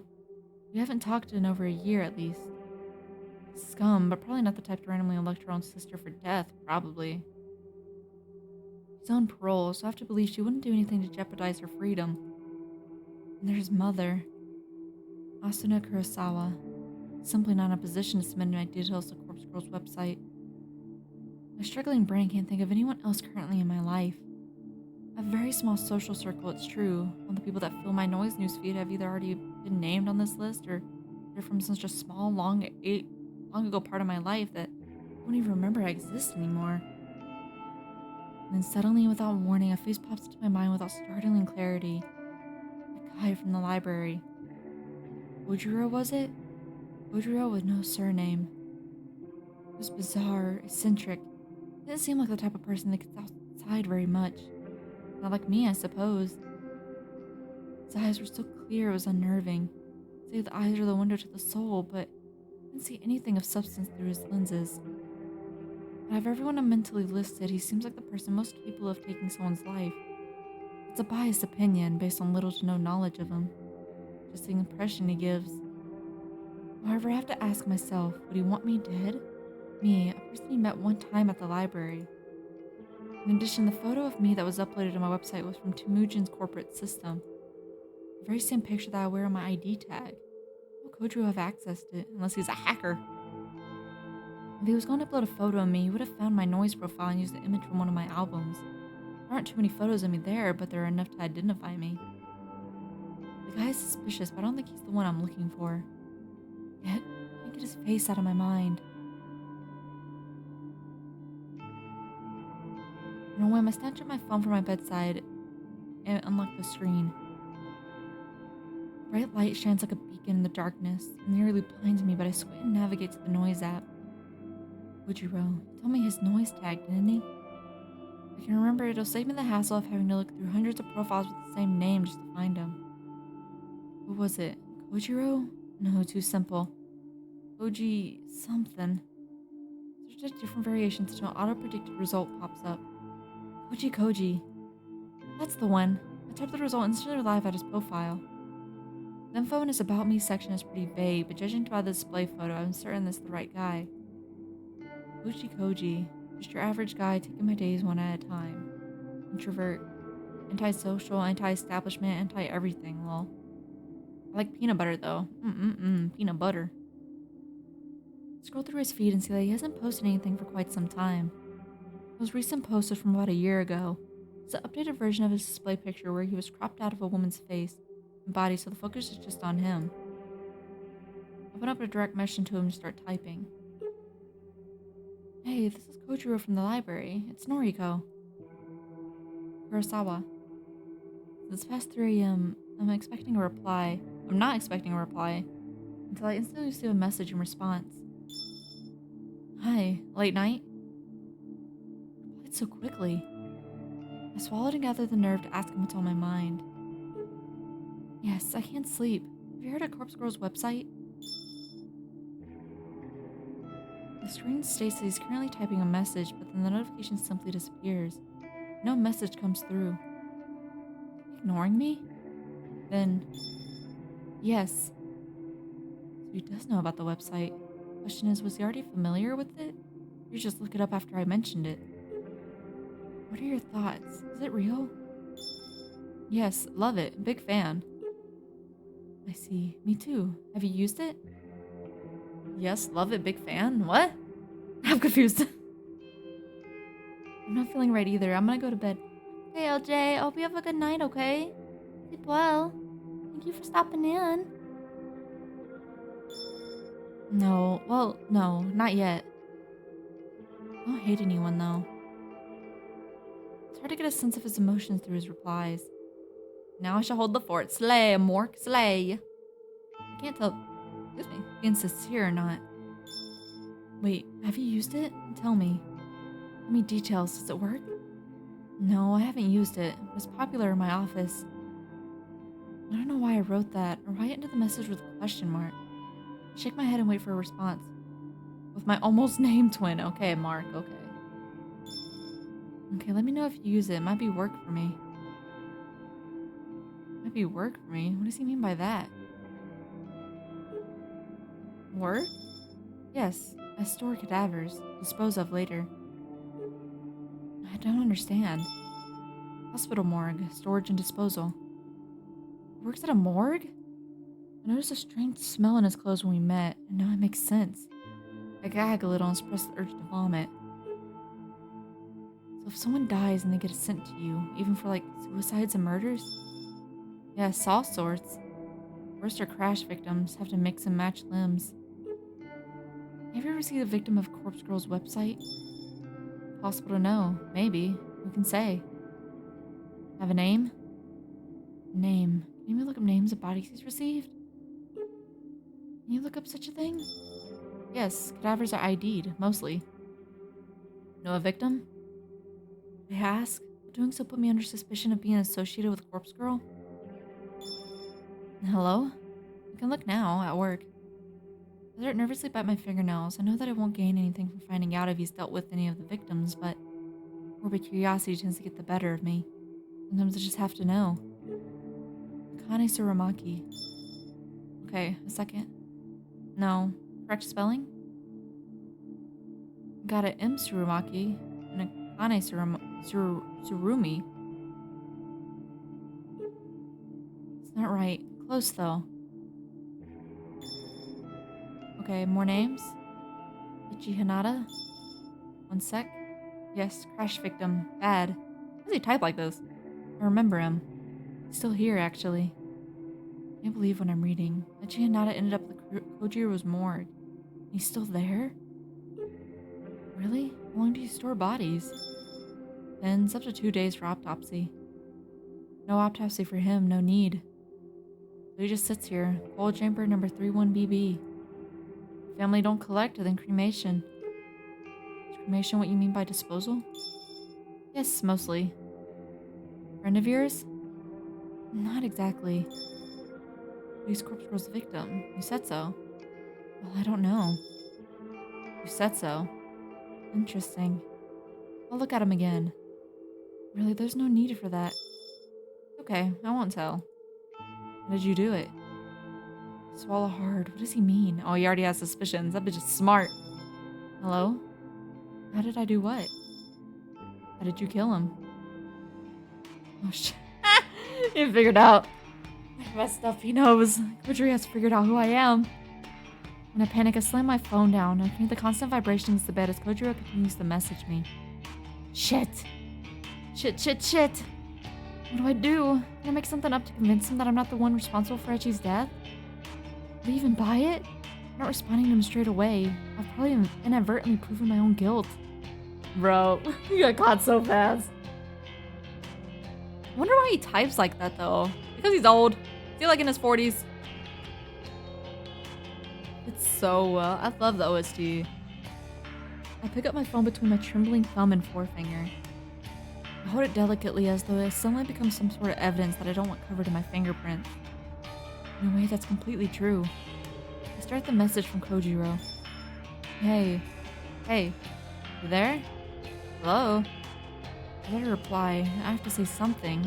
Maybe I can throw him off my trail? I don't know what you're talking about. I didn't kill anyone. Exactly a lie. Yes, true. Corpse Girl killed him. No name entry on Corpse Girl's website. But you knew his name, and you knew he died. Ergo, you requested his death. Okay, we weren't caught.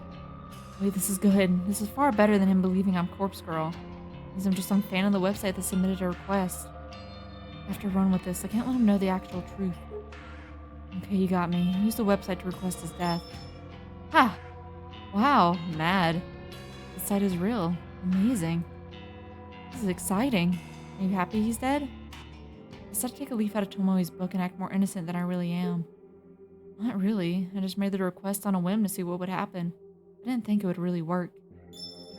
Wow, so you didn't hate the guy. Echi? Ichi? However the fuck you say his name? No, I never even met him. Just found his photo on the internet. Incredible. Corpse Girl kills with just a photo. Doesn't even need a name. Wonder how many other Vics I've got here, lol. Have to go, clocking off soon. Talk later. Apologies.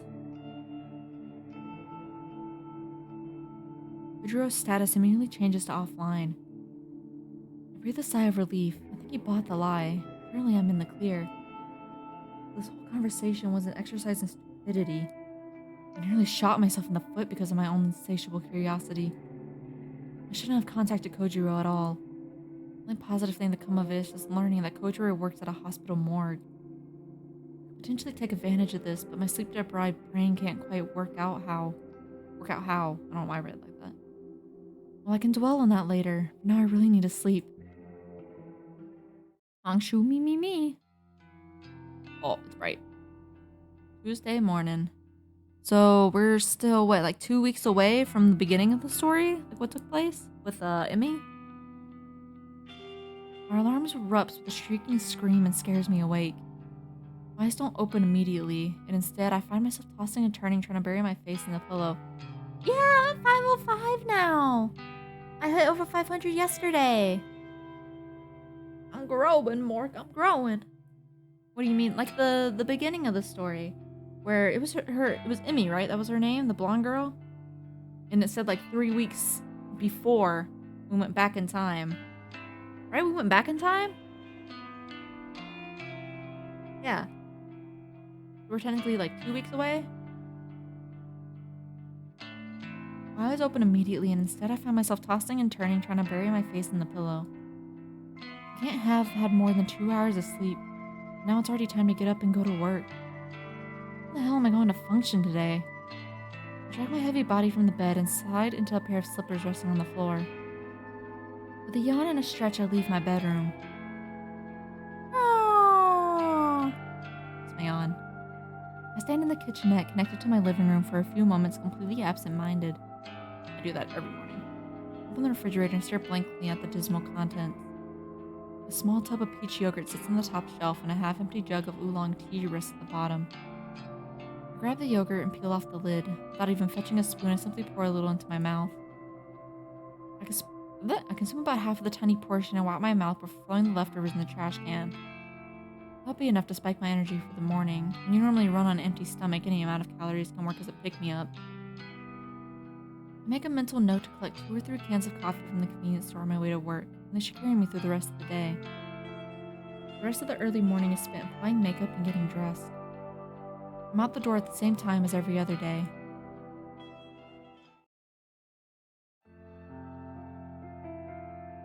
I stopped myself from nodding off at my desk and decided to rearrange my personal effects. Having something to focus on is a great way to fight off sleep. Unlike the other employees here, I don't tend to keep too much at my workspace. It still manages to feel cluttered somehow. Next to my computer monitor are 3 little figurines that I collected from a toy capsule machine. They're a set of anthropomorphic coffee cans that were released as a promotional campaign for my favorite coffee brand. Each figure is about the size of my thumb. They're cute little things. You can put a coin into the capsule machine, you never know which character you're going to get. So far, I've managed to collect Captain Cafe a lot, Lieutenant Long Black, and Madame Macchiato. If I remember correctly, there are 2 more I still need to get. The capsule machines seem to be out of rotation now because they've been replaced with a different series of toys. If I ever want to collect the remaining figures, I'll probably need to buy them online. Oh well, I'm not super invested in having them own all of them. I gave each tiny figure a bit of a dusting and set them back up next to my monitor, so they're all standing up straight and facing forward. Satisfied that they're tidy, I look at the small tray of drawers that sit on the other side of my monitor. Mainly just store papers and office mementos in them. They're not really big enough to hold anything much larger than documents. I rummage through the drawers and discard a few old notices that aren't relevant anymore. When I'm done, I file away a couple of loose papers that have been fluttering on my desk for the last week. With that complete, I straighten up my keyboard so that it's parallel with my mouse pad. I give the keypad a thorough dusting and then lean back in my chair to admire my work. The desk looks much nicer now. A clean workspace invites a clear state of mind, so my coworkers would have had me believe. Maybe I'll buy into that a little bit now that I can see the effects for myself. The corner of my eyes catch a glimpse of blonde hair and I turn to watch Tomoe enter the office. She nods at Shinya as she walks by his desk and continues nonchalantly toward her own workspace. The desk is in the line of sight. I have the perfect vantage point to watch her put her belongings down and take a seat. I feel a sudden stirring of excitement as she sits down. Almost as if I'm anticipating something to happen. Oh, did we forget about the photo? Was something supposed to happen with Tomoe today? Have we forgotten something important? My tired mind can't really focus on my thoughts. I try to ignore the mild surge of adrenaline that started pulsing through me when she took her seat. I distract myself by staring at my computer and looking over the list of today's tasks.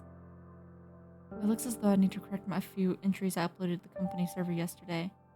My previously distracted state is possible I made a few typographical errors. That's fair enough. I get to work on correcting the data. I opened a few programs and listened to the whirring of my computer tower, nearly drowned out in the calmer of the office environment. The next sound I hear is the clips of noise on my computer, and the office completely and absolutely. A terrified shriek slices through the air like a knife, leaving a deathly ringing silence in its wake. Oh, fuck. I scramble to my feet purely out of instinct, scanning for the source of the scream.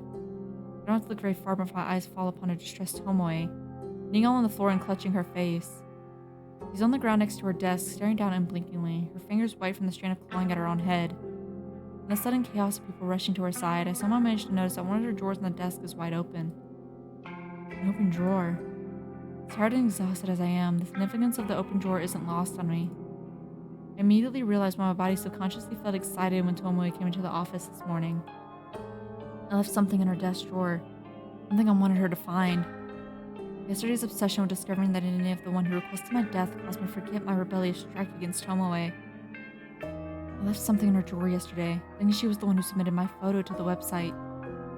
Then she didn't come to work and I completely slipped my mind. After she confessed by requesting Akane Tsurumaki's death, I raised my suspicion of her being the one who targeted me. I didn't remove the item from her drawer.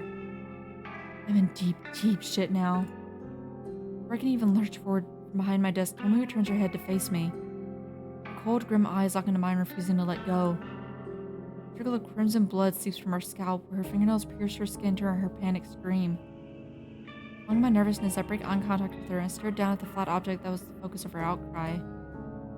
It's a familiar photograph, a printed image on glossy paper. Traditional, old school, and just as effective as I had hoped. Though I can't make out all the detail from the distance, the composition of the photo doesn't elude my memory. Oh. depicts my very own corpse, toppled backward over a tombstone. A bloody slash traces across my neck, and a laceration lines my stomach, and a knife protrudes from my breast. My black hair is a tangled mess, dark eyeliner smeared and smudged. The grimace on my face is the unmistakable mask of death. Naruki Kurosawa, stoic and unflinching in death. Noriko Kurosawa, dead atop a random tombstone in some nameless cemetery. A bizarre yet ultimately unremarkable way to die. It suits me perfectly. I'm proud of the work that went into this photo. The objective was to punish Tomoe for requesting my death. To create a work of art so horrific that she would beg for forgiveness when she found me still breathing. But the scene playing out before me isn't like anything I had imagined. Tomoe's face is scrunched up with hatred, the veins in her forehead threatening to burst and shower the office with sanguine gore at any given second. Whether or not she thinks this is some sick prank is beyond my knowledge. All I can decipher from her expression is that she's likely to strangle me and give an opportunity. Perhaps I'm jumping ahead of myself. Why do I automatically assume she believes I'm guilty of putting the photo in her drawer? I mean, aren't I the victim in the image? Perhaps she actually... Who the fuck is responsible for this? She howls like a wounded animal, battered and beaten pup backed into a corner. Touching the photo, now torn from her bloodied fingernails, she stands and plants her feet firmly on the floor, steadfast, stern, resolute, a bulwark of immovable fury. Hello, Ken. Hello, True. How are y'all? No, bad True. Don't do that. Bad. How are you? I'm good. I'm good. How are you?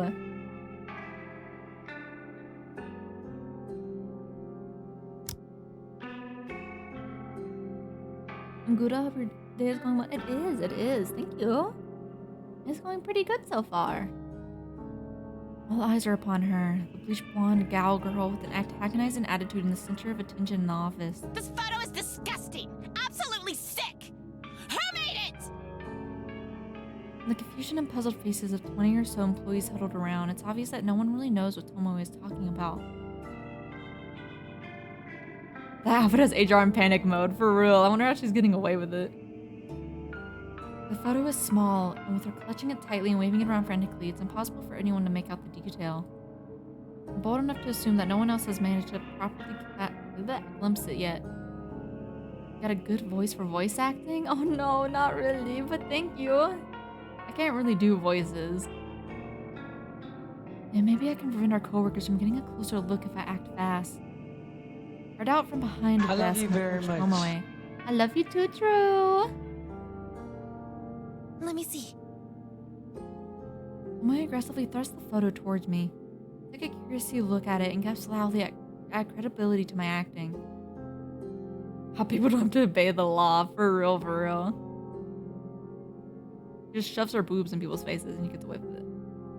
Adopting a fake countenance of shock, I grab Tomoe by the shoulder and pull her close to me. I bow my head against hers so we stand intimately in the middle of the crowd, forehead to forehead, our eyes fixated on one another. Now, kiss! I hope my beating heart isn't loud enough for Tomoe to notice as we stand against each other. I whisper softly, my pulse quickening as I try to make my words sound urgent and confident rather than broken and anxious. Come with me. I need to talk to you. Tomoe tenses and stiffens. She remembers something that sounds like agreement. What is this game? It is a game about our main character who runs a site called Corpse Girl. People can send in someone's phone number and their picture to request their death. And she pretty much edits photos of them as like dead bodies. But they have started to actually start dying. I pull away from her and grab her wrist to lead her out of the office. We exit from the throng of onlookers, scratching their heads and dart toward the elevator. Mia says nothing as we pass them, just looks on with a pale face. I said, no! You can't, you're forbidden. Forbidden. No one in chat's allowed. The elevator ride down is silent and awkward, but eventually the doors open to reveal the ground floor lobby. We weave between the scattered couches and sculptures, making a frantic dash for the exit. We finally emerge outside into a brisk morning air. Trying hard to catch my breath, I notice that Tomoe isn't nearly as exhausted as I am. I try to chalk up my wheezing condition to a lack of sleep, but I know that's an excuse for my poor physical fitness. Tomoe is still holding the photo in her hand. She looks at it once more in disgust and faces me with one hand on her You hip. want to tell me what the fuck this is? Look, it's difficult to explain, but I'll try my best. I want to find out who planted this in my drawer. And look at this. She throws the photo at me once again. She uses the point of her thumb to indicate the timestamp printed at the bottom of the image. It's got yesterday's date on it. A photo of your dead body, as if you've already been killed. But here you stand. Sure enough, the photo bears yesterday's date. The time states 9:06 p.m. I marked it as such when I was under the belief that Tomoe would find it yesterday morning. I wanted her to anxiously wait out the day until my death accompanied the rising moon. Since that didn't go down the way I planned, the confusion on Tomoe's face now is self-explanatory. I just can't believe that corpse girl wants you dead. What did she say? Huh? This is just like what happened to Akane Tsurumaki when I requested her death. The police found a photo of her own dead body on her phone when they investigated how she died. What? It's public knowledge? How did I not know this? And now you've got a similar photo. Does that mean Corpse Girl is trying to kill ya? But it doesn't make sense. It's already past the time it says here. And why was the photo in my desk drawer? What do I gotta do with it? Still reeling from the information about Akane Tsurumaki. Police discovered the corpse photo on her phone. Of course they did. Of course they did. Of course they would investigate her death. It was foolish of me to assume the photo wouldn't come to light. Moe grits her teeth and tenderly touches a finger to the bloody cut on her scalp. Places her fingernails slashed in anguish. She looks at her fingertip in revulsion and sighs. Look, maybe it's my fault that Akane Tsurumaki ended up down the well. Maybe it's not. The least I can do is make sure that the fucking corpse girl doesn't come to get you as well. You ain't my friend or nothing, but sluts gotta stick it out together, right? I don't want another cold bitch on my conscience. Yeah, sluts stick together, chat. Sluts before mutts, you know what I'm saying? I feel like these are the most touching words Tomoe can string together. I'm somewhat flattered that she wants to protect me. Tomoe, you don't have to do anything. Yeah, I kinda do, you know? You comforted me a little when I came to you about the dead skank. Made me feel like I wasn't totally to blame, yeah? You might not be as much of a psycho as I thought. Might be a heart beating behind that flat chest. Okay. Thanks. Unexpectedly, the brash and brazen girl beams at me brightly. I'm putting you under 24-hour surveillance. Corpse Winnie. Girl's gonna have to crack my skull open before she goes sticking her fingers into yours. Tomoe, really, that's not necessary. I wonder if we ever do tell Tomoe that we're corpse girl. I can't figure out a way to convey that I'm actually in any danger. Well, immediate danger at any rate. It's true that there is someone out there who wants me dead, badly enough to requested it through the website. But as far as the threat of corpse girl coming to get me goes, it's perfectly safe. I resigned myself to simply staring blankly at Tomoe, a girl I hold so much disdain for. I know I should choose my next words carefully. Tomoe is prone to violent outbursts at even the best of times. Okay, we're gonna save again. Just in case. Okay, I don't need you to protect me, fuck off. Okay, we're definitely not gonna say that one. I'll be fine on my own. I feel better with you looking after me.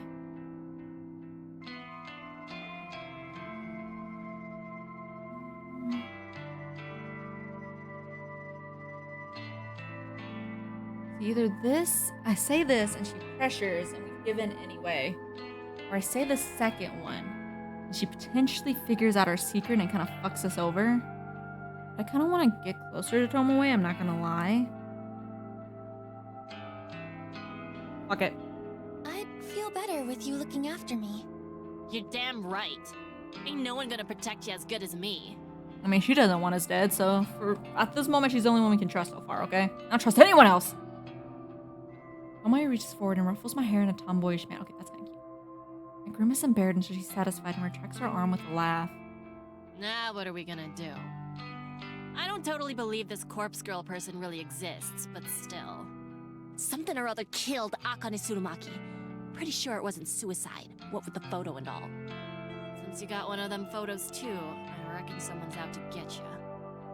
Yeah, about that. How about we hunker down at my place after work? Aw. Gals night in, right? If someone tries to break down the door to get to you, I'll show them what's what.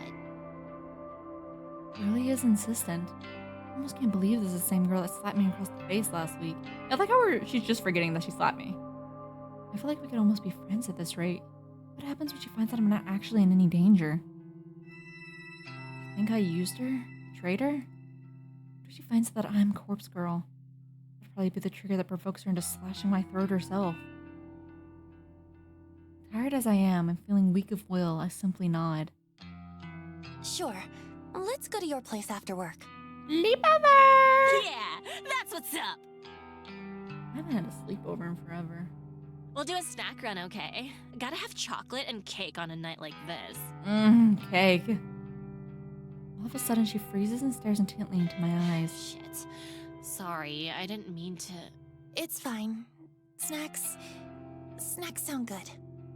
Oh, she actually apologized. Hey, don't feel pressured to eat, okay? I got a big appetite, so nothing will go to waste. Aw. She grins, looking proud of herself. My expression softens somewhat. Somehow Tomoe is displaying the minimum amount of human decency, and yet very touching. We've somehow broken down a wall between us and removed the animosity that was hung in the air since the day we met. Suddenly, she reaches out her hand, a photograph held gently between her fingers. Here. Better you have it than me. Looking down at the photo, it's clear that it's me in the image. I suppose it would be best to delete this evidence. I shred the photo carefully, making sure to completely destroy any of the defining features of the image. The photo completely ripped beyond recognition, I toss it in a nearby bin. Mom always smiles at me when we enter the office building side by side. Oh, girly pops. Ooh, she has a nice place. Moe's apartment is not like at all what I expected it would be. For starters, it's not as absolute trash heap like it always was in my mind's eye. Is that a cotton plant? What is it? The place is nice, fairly modern, and probably not that cheap. She lives on the outskirts of Shinjuku, so she's a lot closer to the office than I am. It's probably explaining why she's usually so punctual despite her terrible work ethic. When I can gather from my first impression, she lives alone. The photo frames near the entrance feature some family members, including a younger brother and sister. Funny, because she doesn't seem like the older sister type to me. Personal effects decorating the apartment aren't cheap and tacky, much to my surprise. I immediately get the feeling that she earns more money than I do, even though we have the same job. But how could that be? We're both simple data entry temps, so surely be on the same contract and same salary. I suppose she's in a little bit older than me. Maybe she had a well-paying job before starting work at Temujin. Or maybe she has a side job. Either way, she's no way she could afford to live here in the same salary as me. So, would you like a cup of tea? I've got oolong, green, barley, hojicha. What's green and red?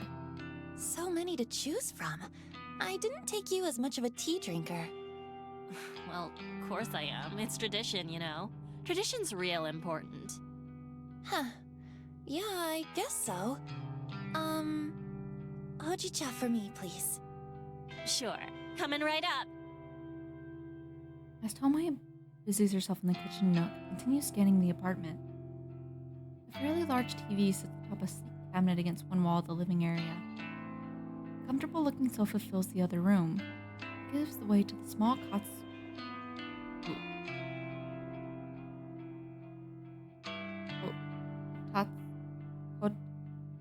Why am I stuttering?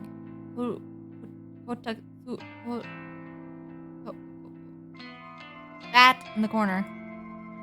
During winter, fuck! Is the very valuable piece of furniture, the table thingy. Kotatsu.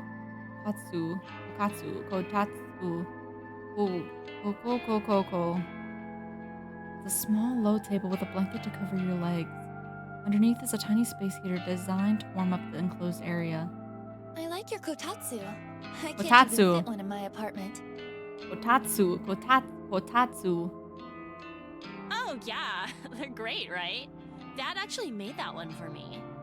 Your dad made Oh. Man, it must be great to have a dad. I don't know what that's like. Fucking bitch. I look closely at it. I don't know how much woodwork, but the whole thing looks very solid and well made. Even the blanket spread underneath the table's surface is pleasing to look at.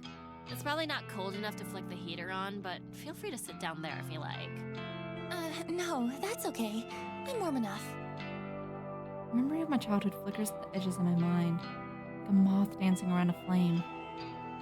Sitting at a kotatsu as a child with a warm cup of cocoa and a big sister reading a book aloud to me. I shake my head. It was too long ago to even attempt to remember clearly. The past never really mattered much to me anyway. Tomoe has finished pouring tea, so she has 2 ceramic mugs atop the coffee table and calls out to me. Tea's up! Thank you. Oh, look at us. So, we gotta protect you from Corpse Girl, right? I simply nod. Hey, wait a minute. If you got one of them photos, that means someone requested your death, right? You're so pale compared to her. This whole time, I've been thinking it's Corpse Girl that wants you dead. But that ain't right. It means that someone else just asked Corpse Girl to put you in the ground. Yeah, that's what I figure. It's not wrong. A corpse girl isn't actually after me. It's true that there's somebody who requested my death. Huh. So who do you think it is? Who wants you dead?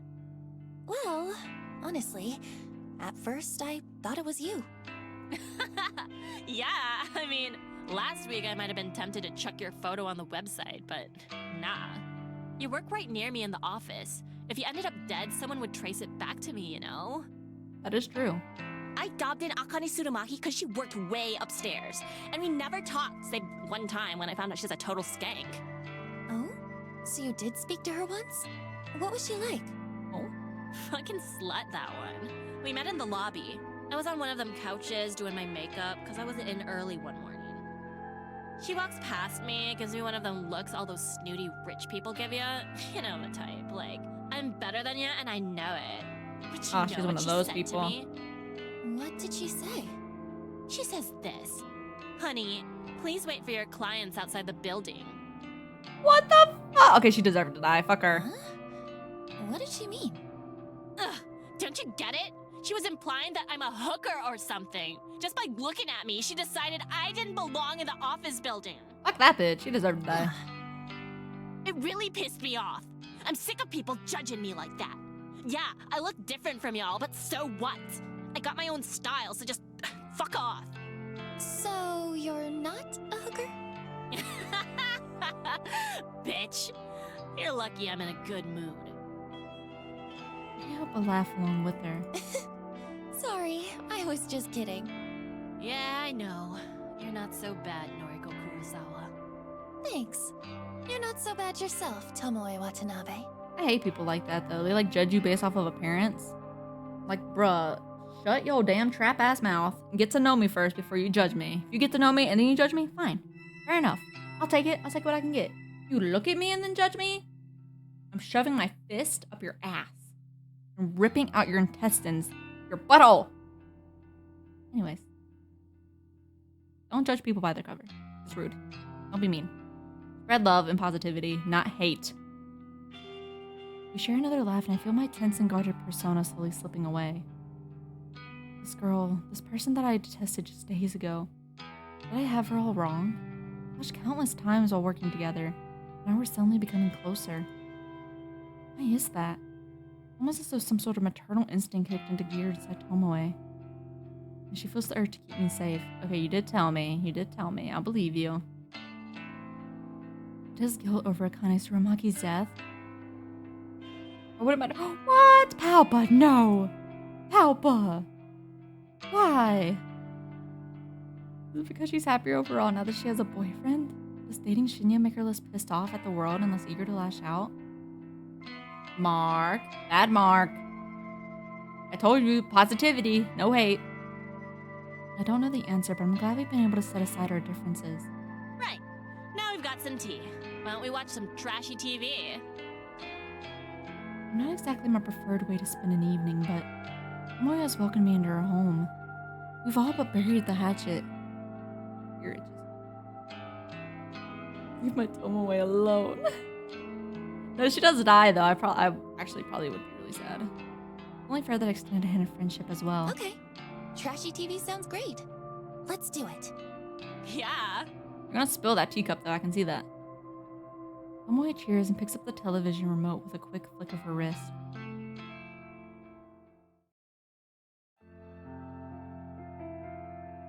We spend the night at her house? Or do we just stay over there? Wednesday morning. Another dull morning in the office. The chatter of the people talking on the phone, humming of the air conditioner, the tapping of fingers against keyboards. If I didn't have music to drown out white noise, I'd probably go mad from being exposed to it every day. I don't know how everyone else deals with it.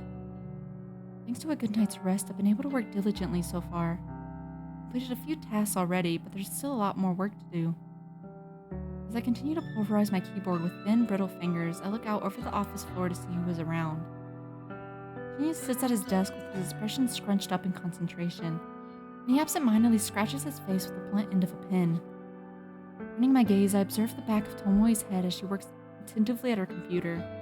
She hasn't said anything to me since we arrived at the office this morning. Because I now know that she's not the one who requested my death, I feel more at ease around her. With the photo of my corpse destroyed, I put yesterday's unplanned events behind me. I need to be more careful in the future. Forgetting that I planted a photo like that in Tomoe's desk drawer was an oversight I can't afford to repeat. We've made a lot of mistakes. We are just throwing out mistakes left and right. I need to be clever, calculated, cunning. This girl's ambitions require me to be at peak performance at all times. I can't go messing it up like that again. I'm lucky that no one else was dragged into the whole mess. Imagine if I did something so stupid. Goddamn, excuse me. I'm trying to kill a real victim. I would have ruined the entire operation. Taking a deep breath, I clap my cheeks softly with both hands. Yeah, my ass cheeks.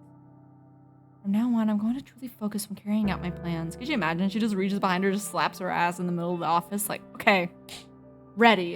And everyone's just like, what the fuck? All I need to do is wait for the next victim to come through the website. I'm ready for it. Finding out the identity of whoever requested my own death shouldn't be my top priority. I'm immune to Corpse Girl's wrath, of course, so unless someone decides to come at me with a knife, I'm perfectly safe. I'll check the website request this evening. As soon as I get home, it's too risky to try and access it while at work. With newfound resolve, I nod to myself and look ahead at the end of the day.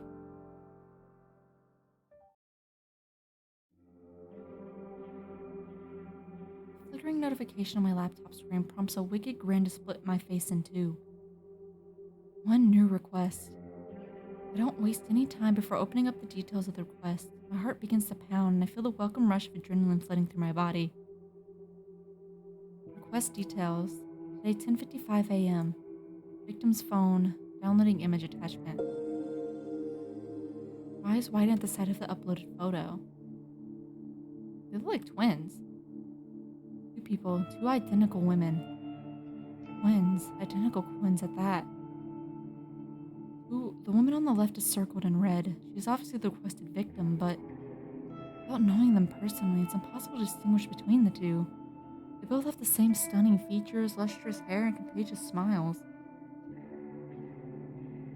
It truly is an interesting request. I immediately jumped to the conclusion that one twin wants the other dead.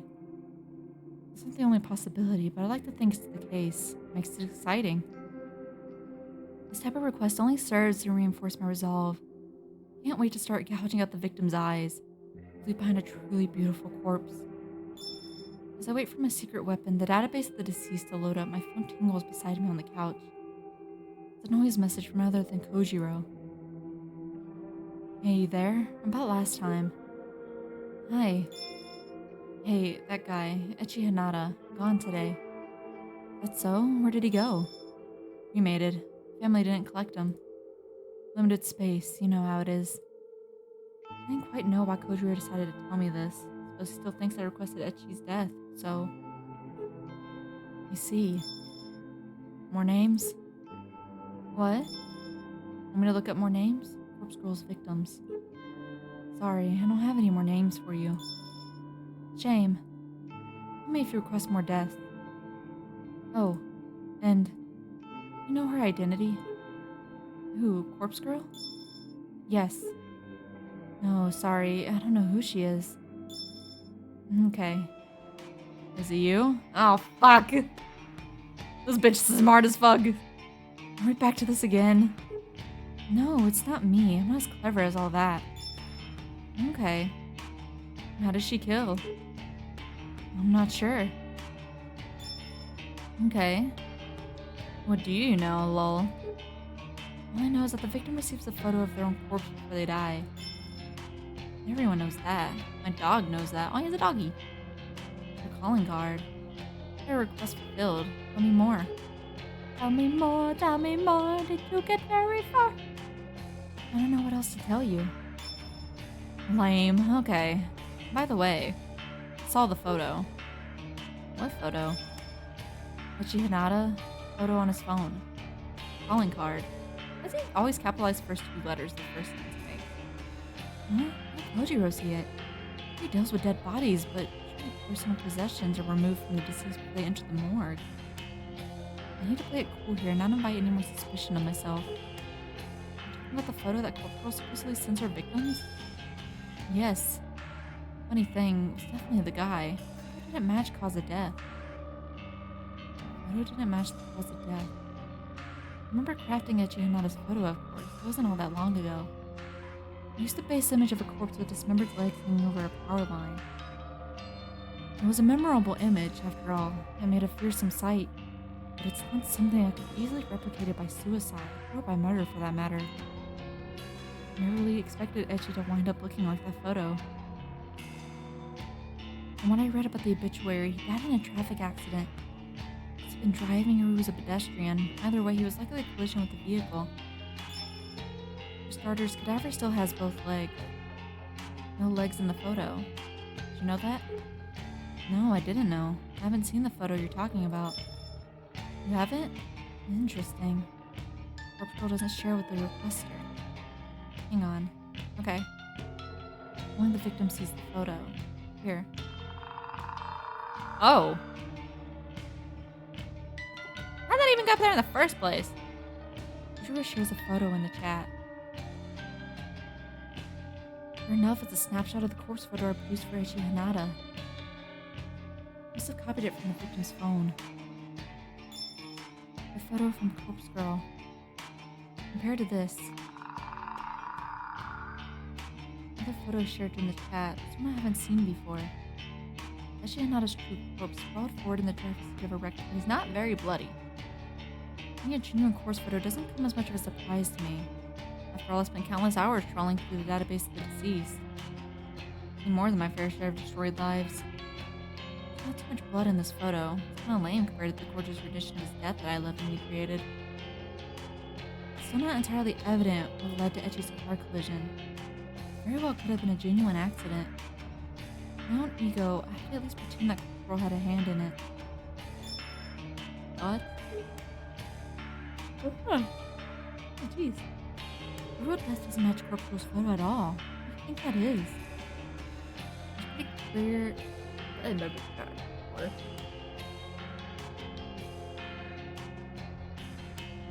Pretty clever and manipulative by putting the question on Kojiro. I want to lessen the suspicion of my truth involvement as much as possible. You're asking me? Well, some theories. Corpse photo is a scare tactic, nothing more. I don't know where photo comes from. It convinces the victim to kill himself. What the hell? This very first theory be right on the money. Who is this guy? Is he stalking me or something? Do you actually know the truth? Second theory. Corpse Girl comes after victims. But a genuine accident happened first. Ichi Hinata died before she got to him. Second theory is off the mark. I can see why he came to the conclusion. Regardless, it's the theory I wanted to believe. I think the second theory is most likely. Why would someone kill themselves for seeing a photo? Finding my own methods like this leaves a sour taste in my mouth. Not that simple. The photo is personal and time-stamped. Adds urgency, realism. To be effective, especially in someone anxious and gullible. He's right, of course. Although causing death in this manner was never my intention when I first started Corporal's website. possibility that did occur to me when Rui Hatano died. Wait a minute, how did she even get these 2 photos? Lol, now she asks. These don't seem like to share, more morbid than better. The guy with corpse photo on his phone fits the bill. He sent me both photos. I'd spot the difference, though. Disgusting. I never knew the police could be so disrespectful to the dead. I can't really talk at the very least, I'm not in the line of work. Anyway, coffee? Huh? Coffee with me. Why in? Yes or no? My fanfiction days had me reading that as something else. Unbelievable. This guy wants to meet up and grab coffee? Is this conversation really giving him the feeling that I'm interested in him? Do you think we bond over discussion of dead bodies? I'm about to tell him no, but some part of me hesitates and holds with my fingers.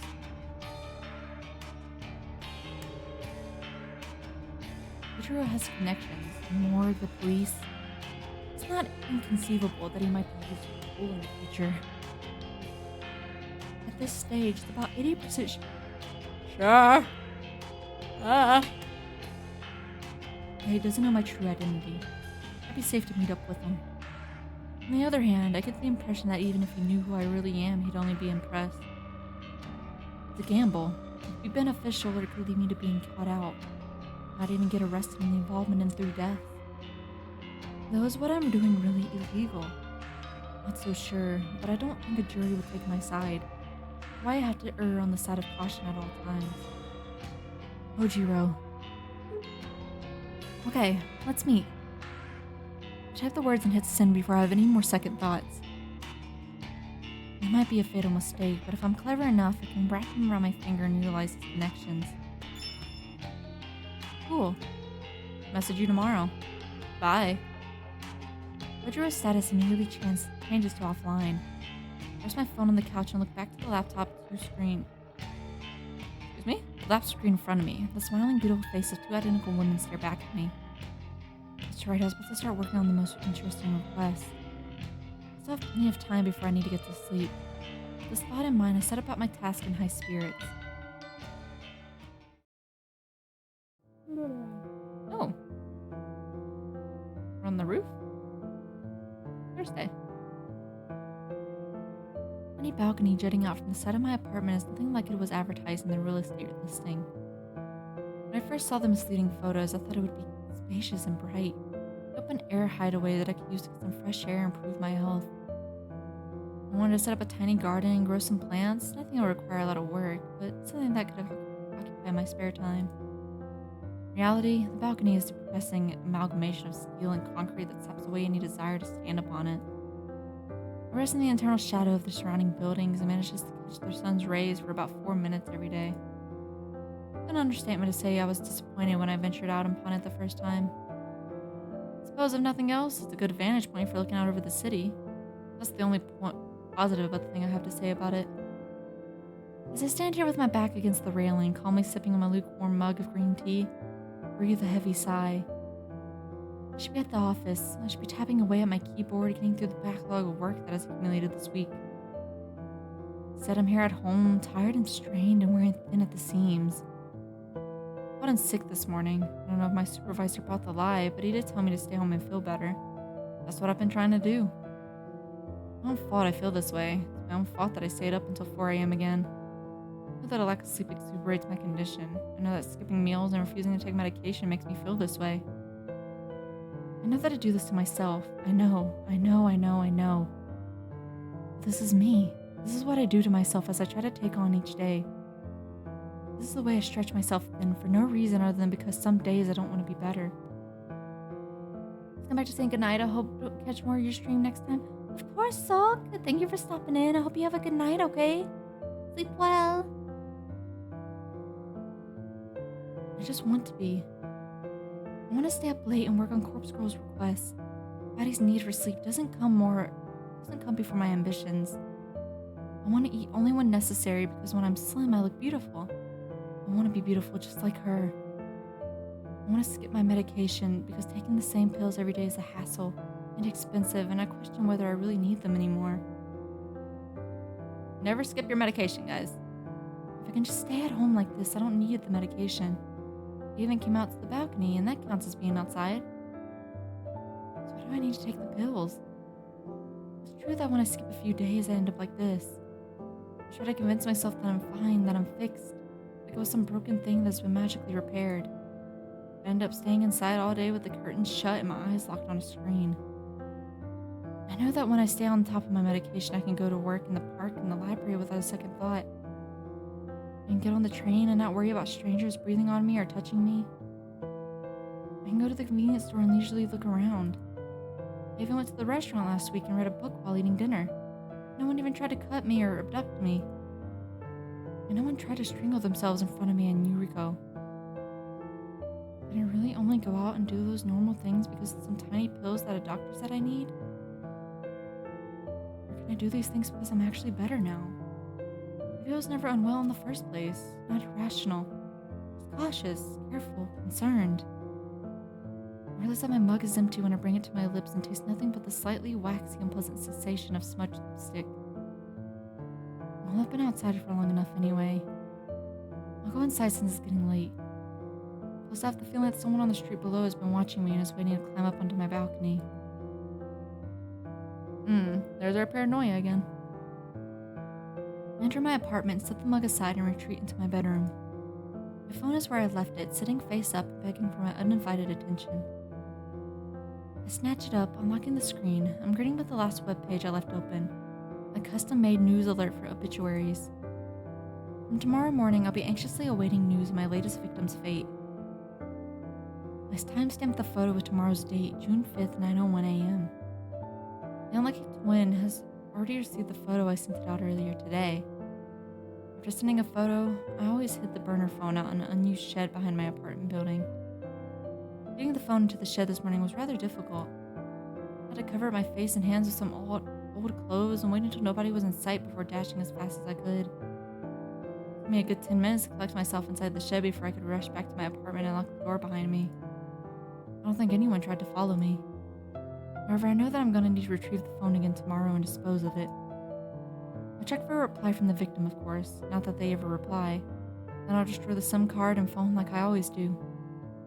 It might be difficult to get out there to the shed again. On top of that, I really should go to the office. Oh, then there's one more thing I'm supposed to do tomorrow. Ojiro wants to meet me for coffee. I'm not so deluded to think that I can pull off those escapades tomorrow in my current state.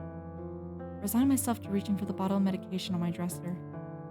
Maybe another week of taking these pills won't be so bad. They tend to increase my appetite, which is really annoying.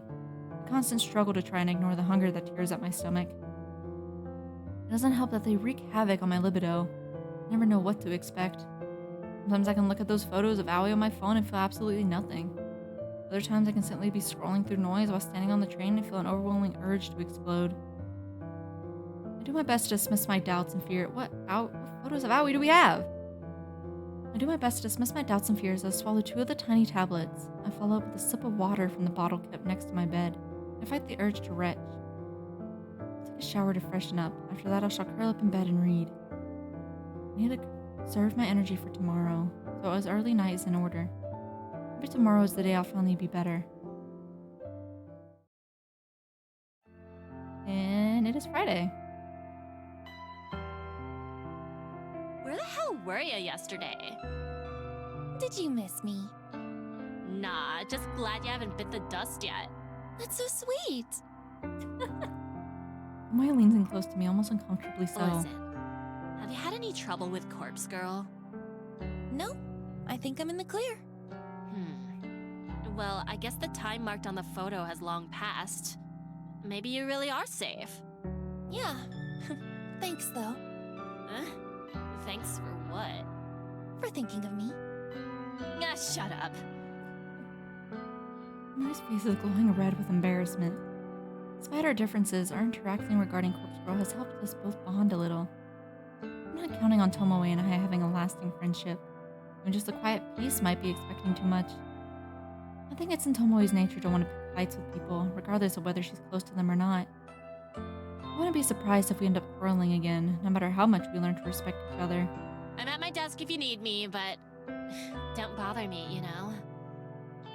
She waves and leaves the cryptic statement in the air behind her. Return my attention to my computer and mark a few tasks on my list as completed. The next person to waddle up to my desk and interfere with my work is Shinya. You weren't in yesterday? Nope. Are you well? Yep. Okay. I've been meaning to speak to you about Sato. Aoi? Yes, the thing is, I'm kind of in deep water because of her not showing up to work. And then resigning immediately. Poor Shinya. Shit. I was supposed to talk to you about that, actually. It kind of slipped my mind. Oh, right. I'm sorry, Shinya. It's my fault, really. I hassled you to get Aoi a job. No. I didn't exercise due diligence. I really should have made her come in for an interview. Or I should have spoken to her myself to see if her heart was really in it. When you put it that way... I'm not trying to be callous, but what he said makes sense. Listen, you couldn't have known it, but Aoi struggles a bit day to day. I'll just say she has some anxiety issues and leave it at that. Anxiety, huh? Don't tell anyone I said that. I was under the impression she's been doing a lot better, but maybe I was wrong. I guess we all have our hidden struggles, right? So true about that. Right. I like when they talk for me because it lets me rest my voice. Only he knew. I wish I could play these games for like longer periods of time, but there's such a strain on my voice to keep reading for so long. Arts. And again, maybe Shinya struggles too. Maybe dang Tomoe is his cry for help. Maybe he's going to snap one day and come into the office with a knife. Goddamn! Maybe he'll discover Corpse Girl's website and request Otomi Ida's death in retaliation for ending his career. Who knows? I can't read this guy as well as I initially thought. Tag me and Coach, I'll read. No, it's okay, Mark. I still gotta plan Prey for us. So maybe we can do that next week if you're free next week. Tell me what days you're free, and I'll try to plan Prey. Who knows? I can't read this guy as well as I initially thought. For the longest time, I was under the impression he had a crush on me. What would I know? Anyway, I hope Sato feels better soon. Maybe she'll find a job that suits her one day. Maybe. Say, seeing as we're friends now and all, would you mind if I ask you a personal question? That depends on what it is. It's related to, intercourse? Oh. Her face scrunches up at the word. I can just imagine the look of disgust on her face. I don't like the direction this conversation is heading in. Shouldn't this be something you talk to your girlfriend about? Yes, you're right. But I can't actually speak to her about it. He was sex for real, Papa, for real. You're really Sex the is only friend nasty. I have, so... His face takes on a dark expression that's far more depressing than what he just said. It's getting a little warm in here. I had my jacket on, my party gear, but now it's getting kind of warm, so I'll take it off real quick. Okay. I feel bad for the guy. Well, what's the question? If, hypothetically speaking, if someone pressures you into, you know... Sex. His face turns red in an instant. Yes, that. Oh. If someone pressures you into it and you really don't want to do it, what should you do? Tell him no. Say no. Firmly and loudly. No one should make you do things you don't want to do. Exactly. Yes. Of course. Although my answer didn't give Shinya the comfort he was obviously seeking. Is Tomoe pressuring you into going all the way? No, of course not. She would never... Never mind. It was foolish of me to bring up this topic. Shinya. I'm really sorry, Not Noriko. foolish. Please, forgive my lack of professionalism. Shinya bows to me deeply, his face parallel to the floor. He turns and scuttles away before I get the chance to say anything else. No, don't say that. That's not good. What's that about? Am I be pressuring him? I wouldn't put it past her, but something doesn't feel right. I was really smitten with him. Was she really push him? Like, what if it's someone else in the office? I blame that blonde-headed lady. She really wants him out of the office, so I feel like it's her. I feel like she's trying to pressure him to like keep his job that he has to have sex with her or something. Oh, Papa. We do love Shinya. Maybe it's guilt for not being able to prevent his career going down the toilet, but I feel like I should try and do something to help him. Watch Shinya get on the elevator, and once the doors close, I get up from my desk to go over to Tomoe's workstation. Hey, can I have a minute? This is weird. Normally I come to bother you. Pure innocent boy. This seems like a sweet boy. Sorry. Weird, but sweet. Have you and Shinya ever gone all the way? Huh? We've only been together for, what, a week? You think I'm some sort of slut? Hey, don't answer that! Look, not that it's your business, but... No, we haven't. Shinya's sweet. He's old-fashioned, you know. Aww. He wants to really get to know me before we go down that road. Aww. And I'm happy to wait. The last few guys I dated only ever wanted one thing from me. And that gets old real fast, you know? Baby. Okay, I believe you. Why are you asking me anyway? Did Shinya say something to you? No, I was curious, that's all. You think we're real friendly now, don't ya? Well, I don't mind some girl talk. Come talk to me anytime. They're so cute. Thank you, I'll do that. Tomoe waggles her fingers in a goodbye wave and I return to my desk. If I take Tomoe at her word, which I find myself doing increasingly often, she's not trying to get Shinya to do anything he's uncomfortable with. I swear, it's the work lady! Fuck that bitch! That only mean one thing. Someone else is pressuring Shinya. The guy admitted to me only today that his only friends are Tomoe and myself, so... What was he talking about when he brought up the subject? I swear it's her. Oh wait, this is cute! I want to go to a cute cafe like this one day. I've never been to a cute cafe. I'm gonna go to one. I'm a little worried that I haven't received a news alert for an obituary today. The latest victim, that twin woman, had her photo timestamped at 9:01 a.m. this morning. My method worked, like it has the last few times, and she should be well and truly dead by now. She should have slit her own throat, or someone mysterious should have come along and slit it for her. Not like I've managed to identify how Corpse Girl's power works, even closer to figuring out why her victims die. All I know is that they do die. And yet I can't find any matching obituaries for the day. I've tried searching manually too. I can't always rely on my automatic filters to get it right. I've scoured every source I can find and have come up with nothing. It's possible that she hasn't killed herself yet. It's possible that she's planning to do it. Or maybe someone else is still plotting to kill her on Corpse Girl's behalf. It's also possible that this time my victim won't die. Depressingly, that's puts me back at square one. The winning streak will be over before it really begins if Corpse's photo has no effect. I make a mental note to discard the burner phone when I get home. I somehow forgot to get rid of it on my way to work, being so absorbed in my strict morning routine. But it's not too late. Barely 24 hours have passed since I sent out the photo. I'm not straying too far from my modest operandi. Yo, you came. Mad. Mad? The familiar, halting voice snaps me out of my thoughts. Kojiro stands before me, wearing slightly cleaner clothes than the last time we met. It's impossible that he interrupted this meeting as a date and decided to wear his absolute best outfit. The smell of the morgue is only faint upon him thanks to the desperate cover-up of scent of strong cologne. Hi. Can I sit? Please.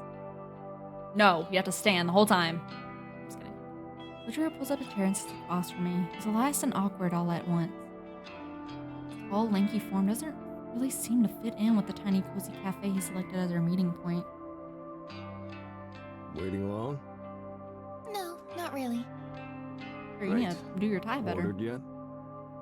No. What do you recommend? House blend. Fantastic.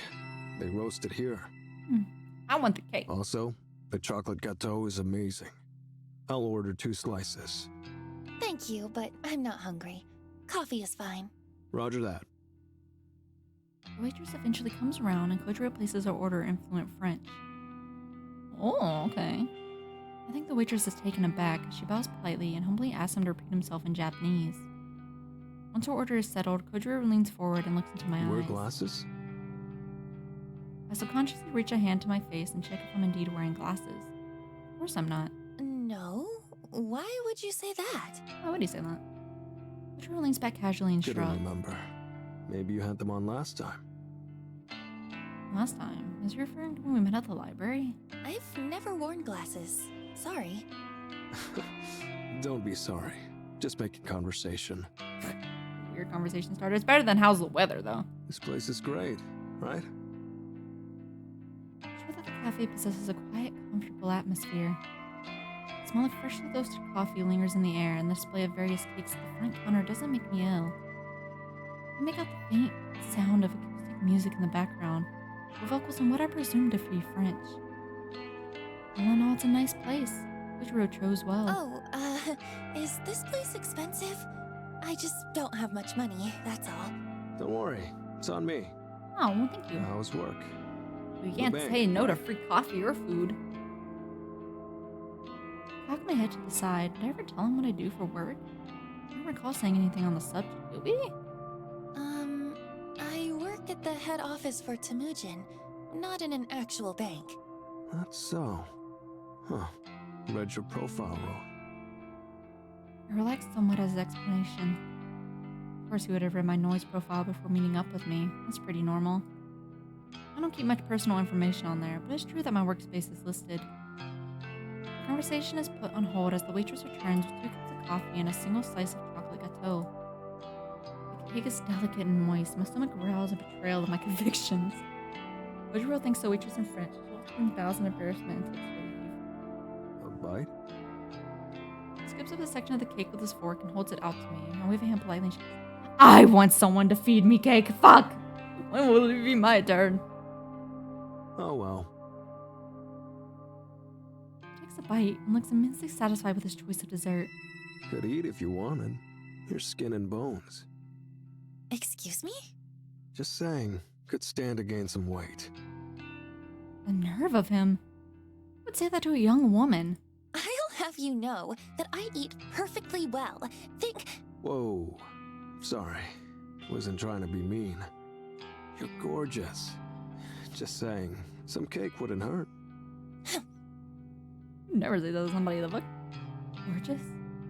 A little flushed, and I looked down at my phone to avoid Kojiro's warm gaze. Try the coffee, please. I reach for the cup in front of me, more due to the pleasant aroma than Kojiro's suggestion. I take a sip. It's been served at the perfect drinking temperature, and it's absolutely delightful. Rich, delicate. I could drink this all day. I've probably been wasting my time drinking canned coffee. This is the real deal. Thoughts? For the first time since Kojiro arrived, I smiled. It's wonderful. Now I sip my beer. Okay, Mork. Whatever you need to do, okay? Right? I like your smile. Ow. This guy is really laying it on thick. I didn't come here to be swooned. Still, this is kind of nice, even if he was just trying to play me with the oldest lines in the book. I figure I should switch the subject to encourage him to stop flirting. So, how long have you worked in the morgue? Wow. Good question. Okay, let's see. 34 now. Started there at 22. Damn. Damn. 12 years. Never thought about it. Shit, I'm old. No, not at all.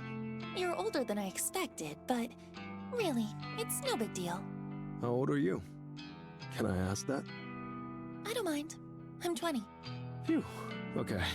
Right. Is that an issue? No, of course not. You're mature for your age. Or I'm out of touch. Probably both. You're out of touch. Can't help but giggle. Wow. Okay.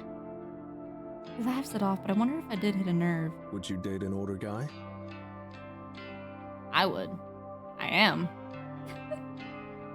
There it is, straight to the point. How do I answer a question like that? Good question. I've got no issue with age, but I don't really know if you're my type. And if I can be honest, there is someone I have feelings for already. That's so. Unrequited love, huh? Something like that. Props can't compete with that. Well, that's okay. I mean, you're stunning. Out of my league. Thrilled to be friends if nothing else. Friend sounds nice. We love a man that can take a no. Mad. Slay, Kojiro. Raises his coffee cup in a toast and takes a sip. Maybe I had him wrong. Might be a bit more mature than I give him credit for. He can take rejection without pressuring the point. That speaks a lot about his character. For real. I love when people can take a no as a no. So, Corpse Girl. Interesting, right? How does she do it? The photos, the killings, all without knowing the Vic's name. Yeah. Wonder what her death count is.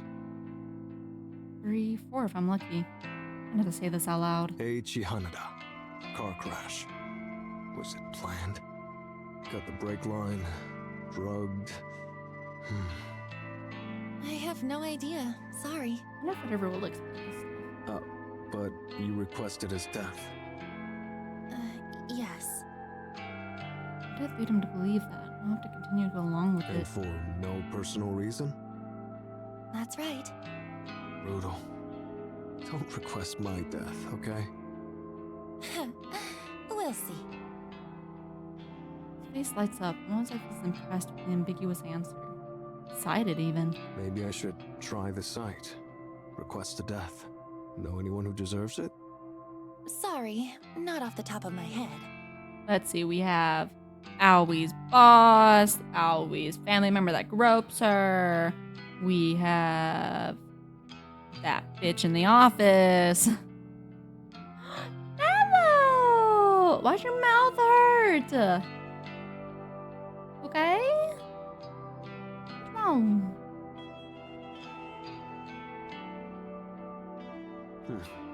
Neither.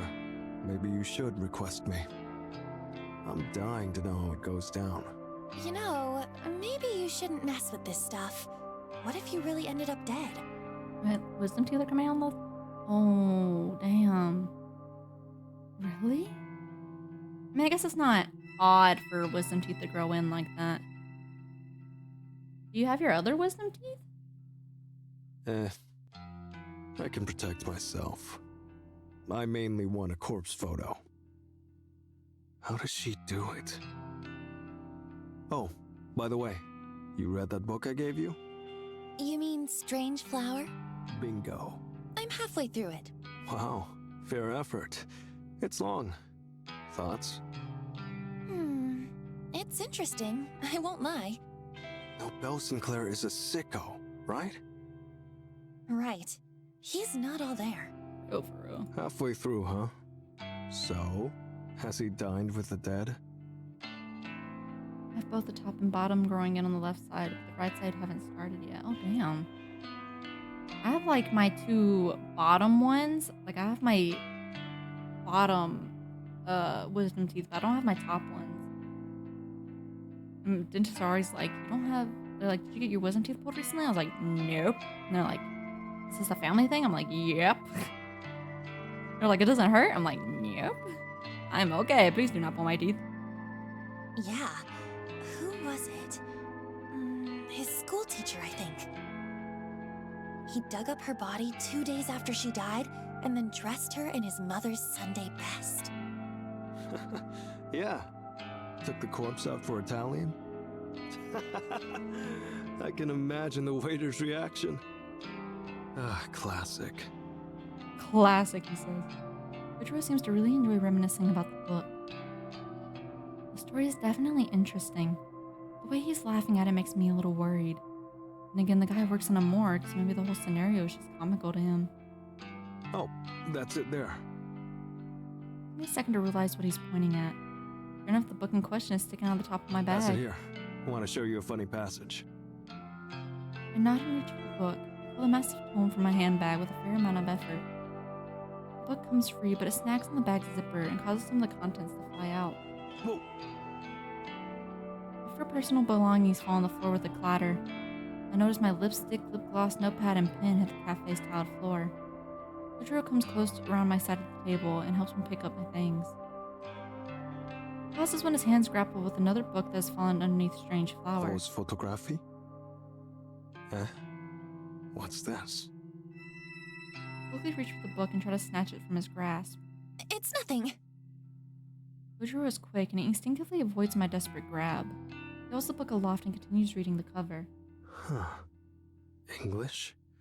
A comprehensive history of photo manipulation. He returns to his seat and flips through the pages as I finish packing my belongings away. I bow my head silently, waiting for his judgment. Yo, you can read this? Only a little. Oh, this is tough. My English isn't good. Thought it was French at first. Huh. These images. Kojiro suddenly snaps a bit close and looks at I me. figured it out. I brace myself for the inevitable Corpse accusation. Girl fakes the photos. The photos aren't from the future, like that was ever possible. Photo is fake. Timestamp is fake. He's correct. Will they go back to assuming that I'm Corpse Girl? Hey, why do you have this book? Are you editing photos? I mean, I have an interest in it, but that's all. This book is old. Doubt the techniques are useful anymore. Still, it's interesting. My theory. Thoughts?